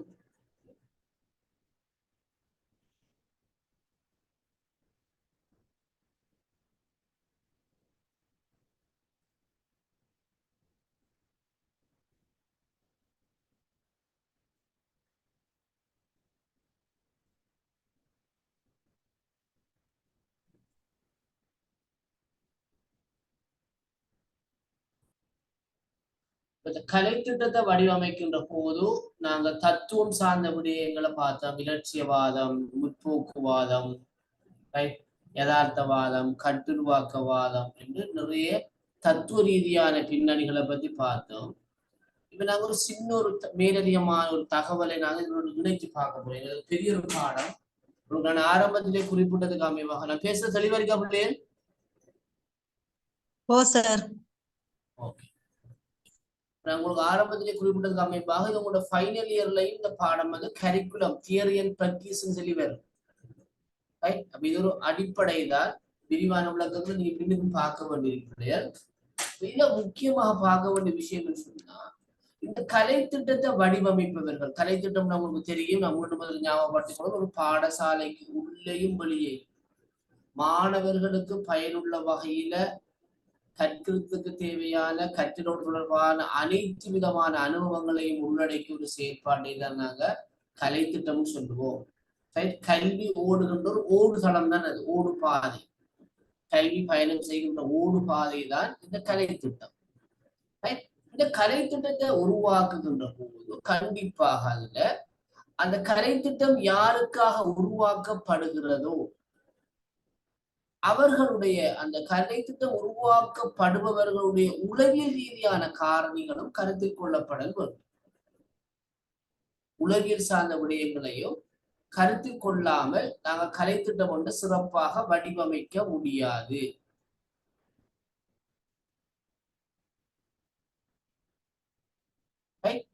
அப்ப உளவியல் ரீதியான விடயங்கள் சொல்கின்ற போது ஒரு மாணவருடைய வயது, அவனுடைய தேவை, எதிர்பார்ப்பு, நடத்தைகள் என்பவற்றை கருத்துல கொண்டுதான் அந்தந்த வயதுக்கு ஏற்ற அந்தந்த தரத்துக்கு ஏற்ற வகையில கலை திட்டத்தை உருவாக்க வரும்.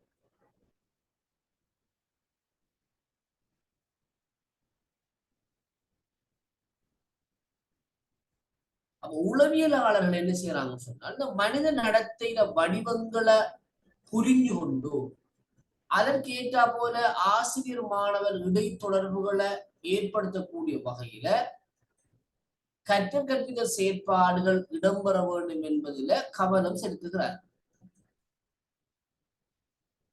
நாங்கள் ஆரம்பத்தில பார்த்ததுக்கு அமைவாக ஒரு கலை திட்டத்தை திட்டமிடுகின்ற போது டெய்லருடைய கருத்து, ரால்ஃப் டெய்லருடைய கருத்து, ஒரு கலை திட்டம் ஒன்றை நாங்கள் திட்டமிடுகின்ற போது 4 கேள்விகள் எங்கிட்ட கேட்கப்படும். இதனால நாங்க டெய்லரை கலை திட்ட மாதிரியுடைய பிதா, தந்தைன்னு சொல்றோம்.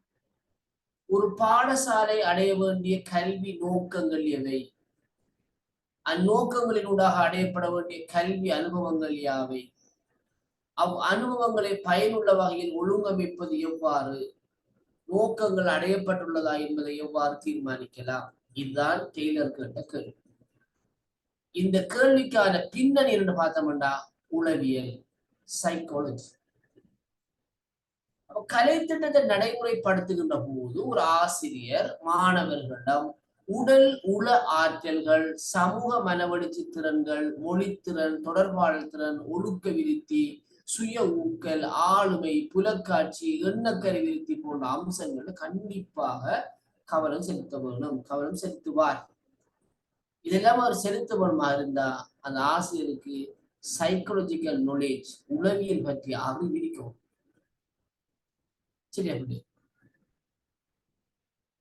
பிள்ளைகளுடைய உள ஆற்றல் விருத்தி தொடர்பாக ஜீன் பியாஜே, உளவியலாளராக இருக்கின்ற ஜீன் பியாஜே மாணவர்களுடைய அந்த உள விருத்தி பருவங்களை பிரிச்சிருக்கிறார். புலனியக்க பருவம், பூர சிந்தனைக்கு முற்பட்ட பருவம், தூர சிந்தனை பருவம், நியம சிந்தனை பருவம் என்று பிரிக்கிறார். இது என்னன்னு சொன்ன பிள்ளைகளுடைய அந்த வயது மட்டத்துக்கு ஏற்பதால் அவங்களுடைய அறிவாற்றல் விருத்தியும் இடம்பெறும். உங்களுக்கு தெரிஞ்சிருக்கும், ஒரு மாணவன் இன்னைக்கு அனுபவிச்சுக்கணும், ஒரு 2ஆம் ஆண்டு படிக்கிற ஒரு மாணவன், அவன் கையில ஒரு 500 ரூபாய் தாள் நாணயத்தை கொடுக்கணும். கொடுத்துட்டு 50 ரூபாய் தாள் நாணயம் இருக்கு, 50 ரூபாய் தாள் நாணயம், அதுல ஒரு தாள்கள்ல ஒரு 5 தாள்களை கொடுக்கணும். 500 ரூபாய் தாள் நாணயமும் 50 ரூபாய் தாள் நாணயம் 5 கொடுக்கணும். கொடுத்துட்டு நாம அவன்கிட்ட இதை உனக்கு இந்த 1 வேணுமா இந்த 5 வேணுமான்னு கேட்டா இதை கேட்பான். எதை எடுப்பான்?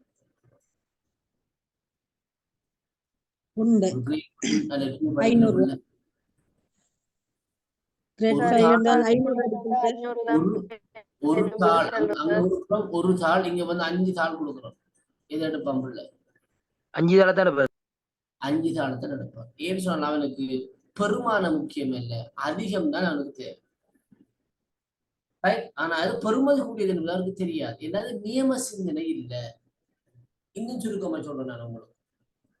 ஒரு மேசையில 2 கிளாஸ்ல தண்ணி இருக்கு. ஒரு கிளாஸ் வந்து மிகவும் மெல்லிய ஒடுங்கிய உயரமான கிளாஸ். நாங்க ஒரு எங்களோட கையினால ஒரு முளம் வச்சுக்கொள்வோமே, 2 சான் முளம் வரக்கூடிய ஒரு உயர்ந்த போத்தல் நிறைய தண்ணீர் இருக்கு, அதுல சோடா இருக்கு. இன்னும் ஒரு கிளாஸ் ஒன்று இருக்குது, அது ஒரு தட்டையானது, அகலமானது. அது நான் நினைக்கிறேன் அந்த கிளாஸ்ல ஒரு அரைவாசியோட குறைய பணிந்து, அதுக்குள்ளேயும் சோடா இருக்கு, ஆனா மிக அகலமானது. இதுக்குள்ள இருக்கிற சோடா 1 லிட்டர், அதுக்கு இருக்கிற சோடா ஒரு 3 லிட்டர் இருக்கு. பிள்ளை எதை எடுப்பான்? சோடா விருப்பமான பிள்ளை உயரமானது எடுப்பான், அகலமானது எடுப்பான்? உயரமானது எடுப்பான். ஏன்றால் பிள்ளைக்கு இன்னும் நியம சிந்தனை வளரல. பிள்ளைக்கு அகலமாக இருக்கிறது கனவளவு கூட, இதுலதான் சோடா அதிகமா இருக்கின்ற அந்த நியம சிந்தனை வளரல. எதை சொல்ல வாரோம் சொன்னால், நம்ம கலை திட்டத்தை வடிவமைக்கின்ற போது பிள்ளைகளுடைய அறிவாற்றல் விருத்தியையும் கருத்தில் கொள்ள வேண்டும் என்று உளவியல் கூறுகின்றது. அதில் ஒரு ஆசிரியர் மாணவர்களுடைய வயது மட்டம், அறிவு மட்டம் என்பவற்றை கவனத்தில் கொள்ள வேணும். இதுக்குத்தான் ஒரு ஆசிரியருக்கு உளவியல் சார்ந்த கோட்பாடு தெரிஞ்சிருக்க வேணும். மாணவனுடைய வயது, கலாசாரம், பாலினம், உடல், சமூக சூழல் என்பவற்றை அறிந்துதான் ஒரு ஆசிரியர் கற்பித்தல் செயற்பாடு ஈடுபட வேண்டும்.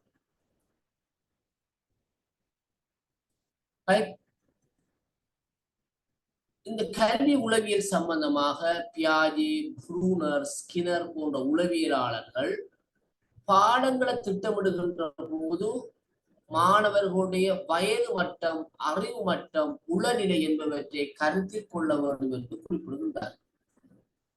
ஏன்னு சொன்ன பிள்ளைகள், ஒவ்வொரு மாணவரும் தனியால் வேறுபாடு உள்ளவர்கள். ஒவ்வொரு பிள்ளையும் தனியால் வேறுபாடு கொண்டவர்.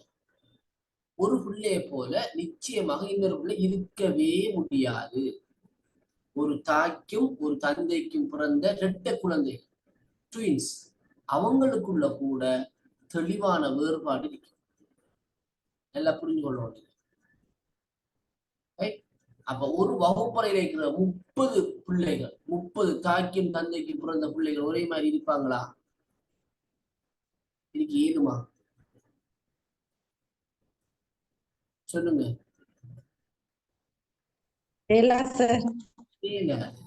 அப்ப நாங்க எல்லா பிள்ளைகளுக்கும் நாங்க ஒரே ஒரு முறையில கற்பிச்சு போட்டு எல்லா பிள்ளைகளுக்கும் விளங்க வேணும் எதிர்பார்த்தா சாத்தியமா? பிள்ளைகள் இல்ல. ஒவ்வொரு பிள்ளையுடைய தேவை, எதிர்பார்ப்பு, விருப்பு, வெறுப்பு, ஆர்வம், உணர்வு, மனப்பாங்கு, இது எல்லாத்தையும் கருத்துல கொண்டுதான் நம்ம கற்பிக்க வரும். ஒரு பிள்ளைக்கு விஷயத்தை நம்ம கரும்பலையில எழுதக்குள்ளே பிள்ளை பிடிச்சிருக்கு, இன்னொரு பிள்ளை கொஞ்சம் 2 தரம் விளங்கப்படுத்தும். இன்னொரு பிள்ளை கிட்ட போய் சொல்லி கொடுக்கணும். இன்னொரு பிள்ளைக்கு படத்திலேயோ எதுலையோ காட்டி கற்பிக்கணும். விளங்கிட்டா? அப்ப ஒவ்வொரு பிள்ளையும் வேறுபாடுடையவர்கள். ஆனா நாங்க பெரும்பாலான ஆசிரியர் எண்ணிக்கொண்டிருக்காங்க, நான் எல்லாருக்கும் ஒன்னா தானே படிப்பிக்கிறேன். ஏன் ஒருவன் 90 மார்க்ஸ் எடுக்கான், ஏன் ஒருவன் 60 மார்க்ஸ் எடுக்கான், ஏன் ஒருவன் 40 புள்ளி எடுக்கான்? அதான் தனி அலுவலர் இருப்பார். நீங்க படிப்பிச்ச ஒரு வகுப்பறைக்குத்தான், ஒரே பாடம் தான், ஒரே விஷயத்தை தான். பிள்ளைகள் அதுல கற்றுக்கொள்ற அளவு வேறுபாடும். காரணம் தனி அளவு வேறுபாடு. அப்ப நாங்க என்ன செய்ய வேணும்? எங்களோட வகுப்புல உள்ள ஒவ்வொரு பிள்ளையினுடைய இயல்புக்கு ஏற்பவும் நாங்க பொருத்தமான பல கற்பித்தல் முறைகளை, பல கற்பித்தல் துணை சாதனங்களை நாங்க பயன்படுத்தி கற்பிக்க வேணும். சில நேரங்கள் எங்களோட வகுப்புல விசேட தேவையுடைய பிள்ளை இருப்பாங்க, ஸ்பெஷல் நீட்ஸ். ஆறு மெல்ல கேட்கிறார்கள், ஸ்லோ லேர்னர்ஸ் சொல்லுவாங்க. பிள்ளை எழுதுவான், வாசிப்பான், கடும் டைம் எடுக்கு. ஒரு சாதாரண பிள்ளை ஒரு பந்தியை வாசிக்கிறதுக்கு 2 நிமிடம் எடுத்தா இவன் 10 நிமிடம் எடுப்பான், 15 நிமிஷம் எடுப்பான் வாசிப்பான். ஆனா வாசிக்க டைம் எடுக்கு. இவன் விசேட தேவையுடைய பிள்ளை. இன்னும் சில பிள்ளை இருப்பாங்க மீத்திரன் கொண்ட பிள்ளைகள். நம்ம கரும்பறையில கணக்கு எழுதக்குள்ள இந்த விடையை சொல்லியிருப்பான். எல்லாருக்கும் வந்து கொப்பி காட்டி போட்டு மத்தாக்களை குழப்பி தெரியுவான். மீத்திரன் கொண்ட பிள்ளைகள். இன்னும் சில பிள்ளைகள் இருப்பாங்க பொருத்தப்பாடற்ற நடத்தை கொண்ட பிள்ளைகள். அடிக்கடி வகுப்பு அங்கே இங்கே ஊர்றாக்கள், ஆசிரியருடைய கருத்துக்கு மதிப்பளிக்காத பிள்ளைகள், மற்ற பிள்ளைகளுக்கு என்றும் தொந்தரவு கொடுக்கிற பிள்ளைகள், எந்த நேரமும் மற்றவரை பத்தி முறைப்பாடு சொல்ற பிள்ளைகள். நிறைய பிள்ளைகள் வகுப்பறையில இவங்களுக்கு தான் நம்ம கற்பிக்க போறோம். சரியோ? இப்ப உங்களுக்கு ஆன்லைன்ல கற்பிக்கிற எனக்கு லேசி, எல்லாரும் மைக்ரோஃபோனோ பண்ணுங்கன்னு போட்டு நான் கழிச்சு கொண்டே இருக்கலாம், எனக்கு எந்த டிஸ்டர்பன்ஸும் இல்லை. ஆனா ஒரு வகுப்பறையில எப்படி கற்பிக்கலாமா? இல்லை. அங்க உணர்வுகளோட சம்பந்தப்பட்ட விஷயம், பிள்ளை கேட்கும் கதைக்கும் தேவைக்கும் பிள்ளைக்கு பல்வேறு விடயங்களை கருத்துல கொண்டுதான் கற்பித்தல் செயற்பாடு இடம்பெற வேண்டும். அப்ப அதற்கு ஏற்றா போனதான் கலைத்திட்டம் எப்படி இருக்கணும்? உளவியல் ரீதியான விடயங்களை கருத்துல கொண்டு உருவாக்கப்பட வேண்டும்.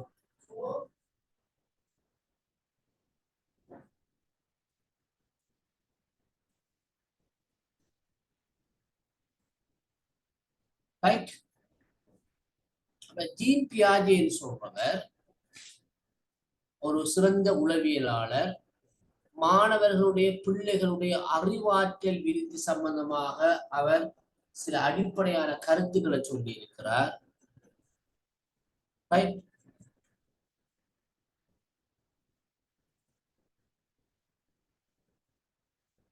அதுலதான் புலன் இயக்க பருவம், உள்ளுணர்வு பருவம், தூள சிந்தனைக்கு முற்பட்ட பருவம், தூள சிந்தனை பருவம், நியம சிந்தனை பருவம் பிரிக்கிறார்.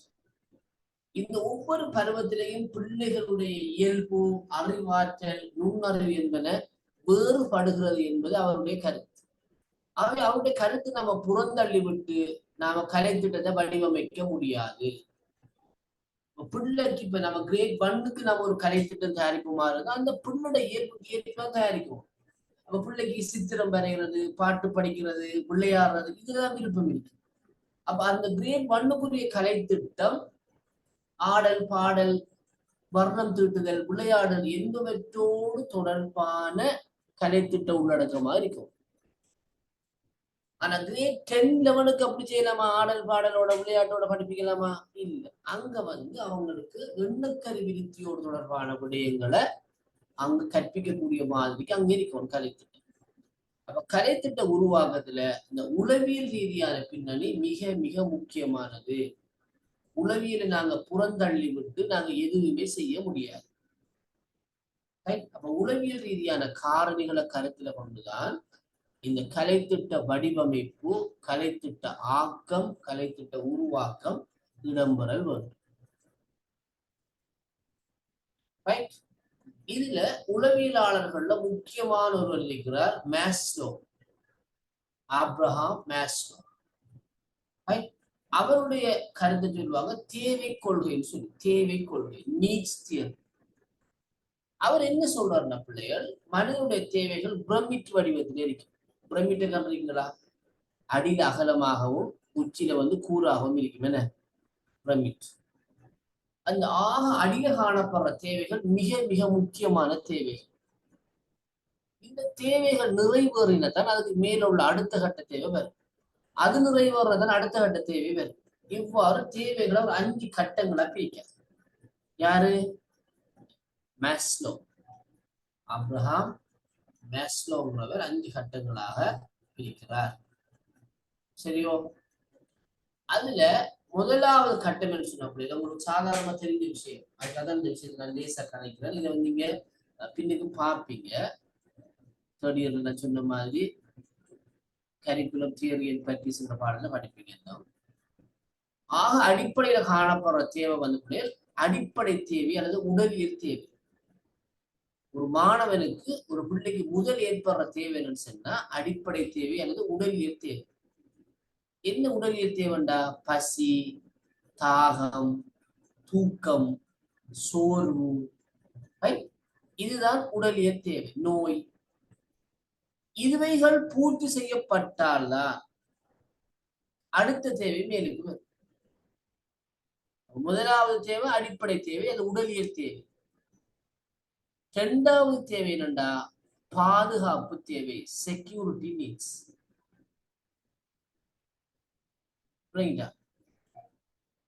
2வது பாதுகாப்பு தேவை.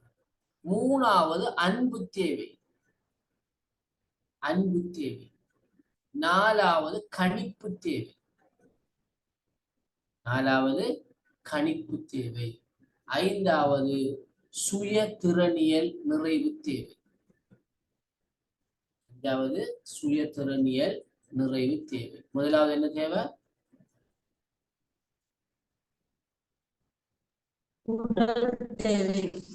முதலாவது உடலியல் தேவை, அடிப்படை தேவை அல்லது உடலியல் தேவை.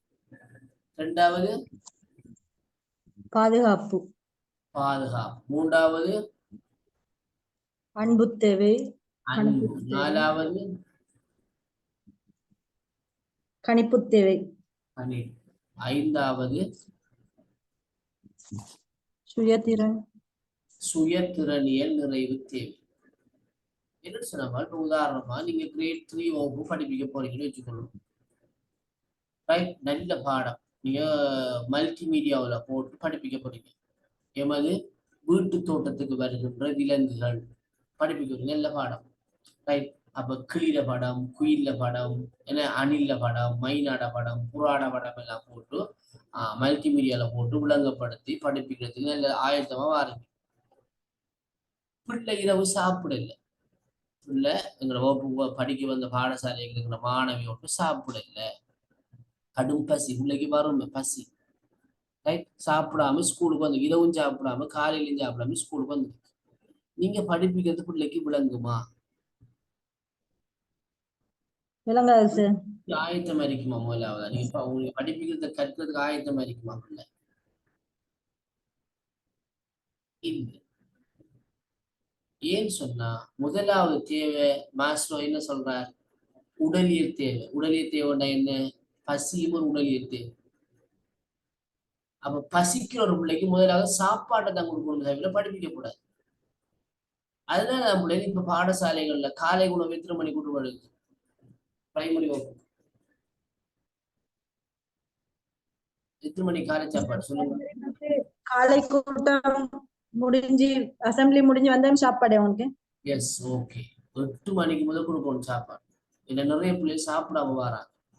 ஒரு பிள்ளைக்கு அரசாங்கம் 120 ரூபாய் ஒதுக்கி ஒரு பிள்ளைக்கு 120 ரூபாயோட சாப்பாடு பிள்ளை கொடுக்கணும். காலையில வந்தோன்னு கொடுக்கணும். ஏண்டா அது உடலியல் தேவை. ரைட், இப்ப நீங்க கணித பாடம் படிப்பீங்க ஒரு வகுப்பு.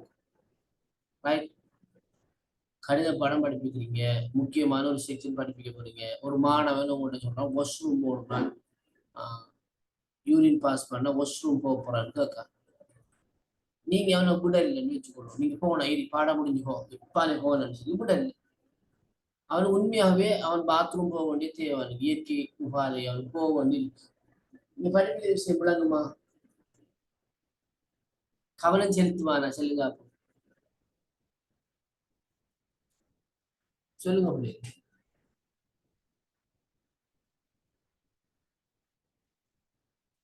இல்ல இல்ல அடுத்து இல்லை. சரி. அவனுக்கு தேவை அவன் யூரின் போகணும், அவன் இது போகணும், பாத்ரூம் போகணும், அவசரம். நீங்க போக நம்மளோட தடுத்து வச்சிருக்கீங்க. ஒரு பிரயோசனமும் இல்லை. விளங்கிட்டா? ஒரு பிரயோசனமும் இல்லை. நீங்க படிப்புக்கு கவனம் செலுத்தவே மாட்டான். அவனுக்கு தேவை பாத்ரூம் போகணும். ஏன்னா அந்த பாத்ரூம் போறது ஒரு உடலியல் தேவை. அதுதான் முன்னுக்கு வரும். இதைத்தான் மேத்ஸ்ல சொல்றேன். ரெண்டாவது தேவை பாதுகாப்பு தேவை. இப்ப நல்லா சாப்பிட்டுட்டான், பாத்ரூம் எல்லாம் போயிருந்துட்டான், உதாரணம் வச்சுக்கொள்ளும். இப்ப மேலுக்கு உங்களோட நீங்க படிப்பிக்கிற உங்களோட கிளாஸ் ரூம்ல மேலுக்கு ஒரு ஓடு உண்டு, உடைஞ்சி உள்ள பார்த்துக்கிறீங்க தலையில. ஆடு காத்துக்கு அங்க ஆடுன்னு வச்சுக்கொள்ளும். யாரையாவது கவனம் நீங்க படிப்பிக்கிறதுல இருக்குமா, இல்ல அந்த ஓடு விடுமா விட மாட்டதாங்கிறது இருக்குமா? சொல்லுங்க அப்போ.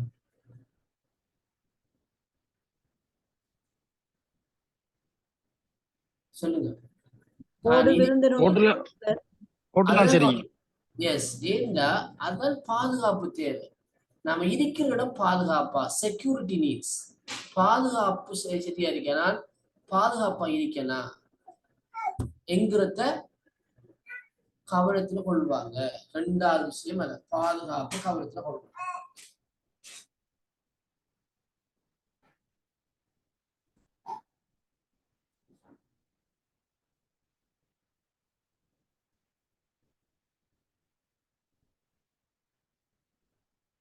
ரைட். அதான் அந்த பிரைமரி வகுப்புகள்ல நீங்க பெரம்போட போனீங்கன்னு சொன்னா புள்ள பயந்து நடுங்கு, ஏன்னா புள்ள பயப்படு. அப்ப பிரைமரிக்கு படிப்பீங்க, யாரும் பிரம்போட கூடாது. பிரைமரிக்கு படிப்பீர்கள், பிரம்போ கம்போ கொண்டு பிள்ளைய பயமுறுத்தி படிப்பிக்க முடியாது. இல்ல பாதுகாப்பானதாக புள்ள சூழலை உணர்ந்தாத்தான் பிள்ளைக்கு அடுத்த தேவை வரும். என்ன மூணாவது தேவை? அன்பு தேவை. அன்பு தேவை, கைண்ட்னஸ். அன்புன்னு சொன்னா காதல் இல்லை, காதல் மட்டுமல்ல, அன்பு, இரக்கம், பாசம். அடுத்தது அப்ப இந்த டீச்சர் என்னோட இறக்கம் அறிக்க வேணும், டீச்சர் என்ன பேரை சொல்லி கூப்பிட வேணும், டீச்சர் என்ன கொப்பியை பார்க்க வேணும், டீச்சர் என்ன கெட்டிக்காரன்னு சொல்ல வேணும். இதுதான் எங்க அடுத்த தேவை. நல்லா பாருங்க. அப்ப டீச்சர் ஒரு கைண்டான ஒரு அன்பான ஆளாக இருக்க வேணும்ங்கிறது மூணாவது தேவை பிள்ளைக்கு. டீச்சர் அன்பான ஆள் தான், இறக்கமான ஆள் தான், பிள்ளை பேரை சொல்லி எல்லாம் கூப்பிடுவா, மரியாதையா கூப்பிடுவா, அவமானப்படுத்த மாட்டா, அன்பான ஆள். நாலாவது தேவைதான் என்ன தேவை? அவங்கள பாராட்டணும், கணிப்பு தேவை. கணிப்பு தேவைக்கு உள்ளதான் கல்வி வருது. நான் கற்றவனாக வேணும், நல்லா படிக்க வேணும்ங்கிறத கணிப்பிக்கலாமா, அது நாலாவது தேவை. கல்வி பெறது ஒரு கல்வி கற்றினால் கற்றவனாக வேணும், கற்க வேணுங்கிற அந்த தேவை, கணிப்பு தேவை நாலாவது தேவை. பாருங்க, இந்த நாலாவது தேவையான கல்வி தேவையை பெறதுக்கு முதல் முன்னுக்குள்ள 3 தேவையும் பூர்த்தி செய்யப்பட வேணும். இதை விளங்காமலுக்கு நாம கற்பிச்சா படிப்பிச்சா பிள்ளைக்கு விளங்குமா?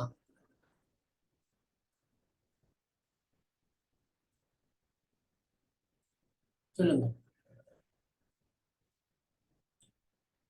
விளங்காது சார். விளங்காது. 5வது தேவைதான் சுயத்திறனில் நிறைவு தேவை.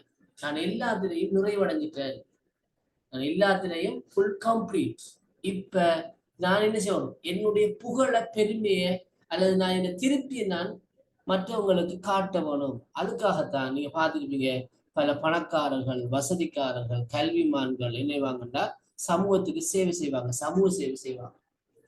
ஒரு பாடசாலை ஒரு பில்டிங்கை கட்டி கொடுப்பார், ஒரு பள்ளிவாசலுக்கு ஒரு ஜனாசா வாகனம் ஒன்று எடுத்து கொடுக்குறது, ஒரு ஊர்ல ஒரு பொது கிணறு கட்டி கொடுக்கறது. என்னத்துக்கு? இனி அவர் நிறைவு, சுயத்திறனில் நிறைவு, இனி எல்லாம் கம்ப்ளீட். இனி தனக்கு தேவை என்னண்டா புகழ், செல்வாக்கு, மதிப்பு தேவை. அடுத்து அதை நோக்கி போகும்.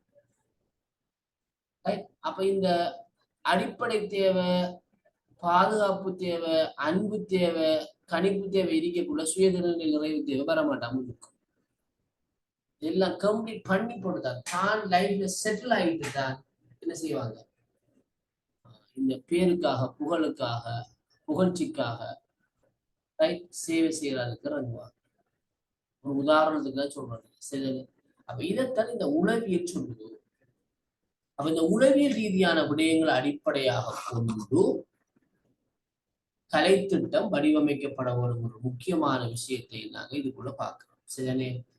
அது கற்றல் கோட்பாடுகள் 3 இருக்கக்கூடிய இந்த ஸ்லைடை கொஞ்சம் பாருங்க. நடத்தை சார்ந்த கற்றல் கோட்பாடு, அருகே சார்ந்த கற்றல் கோட்பாடு, மனித நேயம் சார்ந்த அல்லது உணர்வு சார்ந்த மனித உணர்வு சார்ந்த கற்றல் கோட்பாடுன்னு சொல்லி 3 கோட்பாடு இருக்குது. இதை மையமாக கொண்டும் கலைத்திட்டத்தை வடிவமைக்கிறவர்கள் கலைத்திட்டத்தை உருவாக்குவாங்க.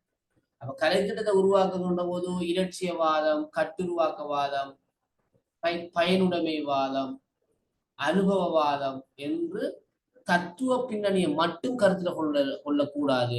தத்துவத்தோட சேர்ந்து உளவியலும் கருத்தில் கொள்ளப்பட வேண்டும் என்கின்ற செய்தியை தான் நாங்கள் பார்க்கிறோம். சரியா? ஓகே, எங்களோட நேர நிறைவுக்கு வந்துட்டு அப்ப நாங்க எங்களுக்கு இந்த 8ஆம் தேதி கிளாஸை நான் பின்னு போடுறேன். பிள்ளைலாம் அந்த எக்ஸாம் செய்யறாக்களுக்காக பின்னு போடுறேன். 13ஆம் தேதி எங்களோட வளமையான டைமுக்கு உங்களோட ப்ரெசன்டேஷன் நடக்கும்.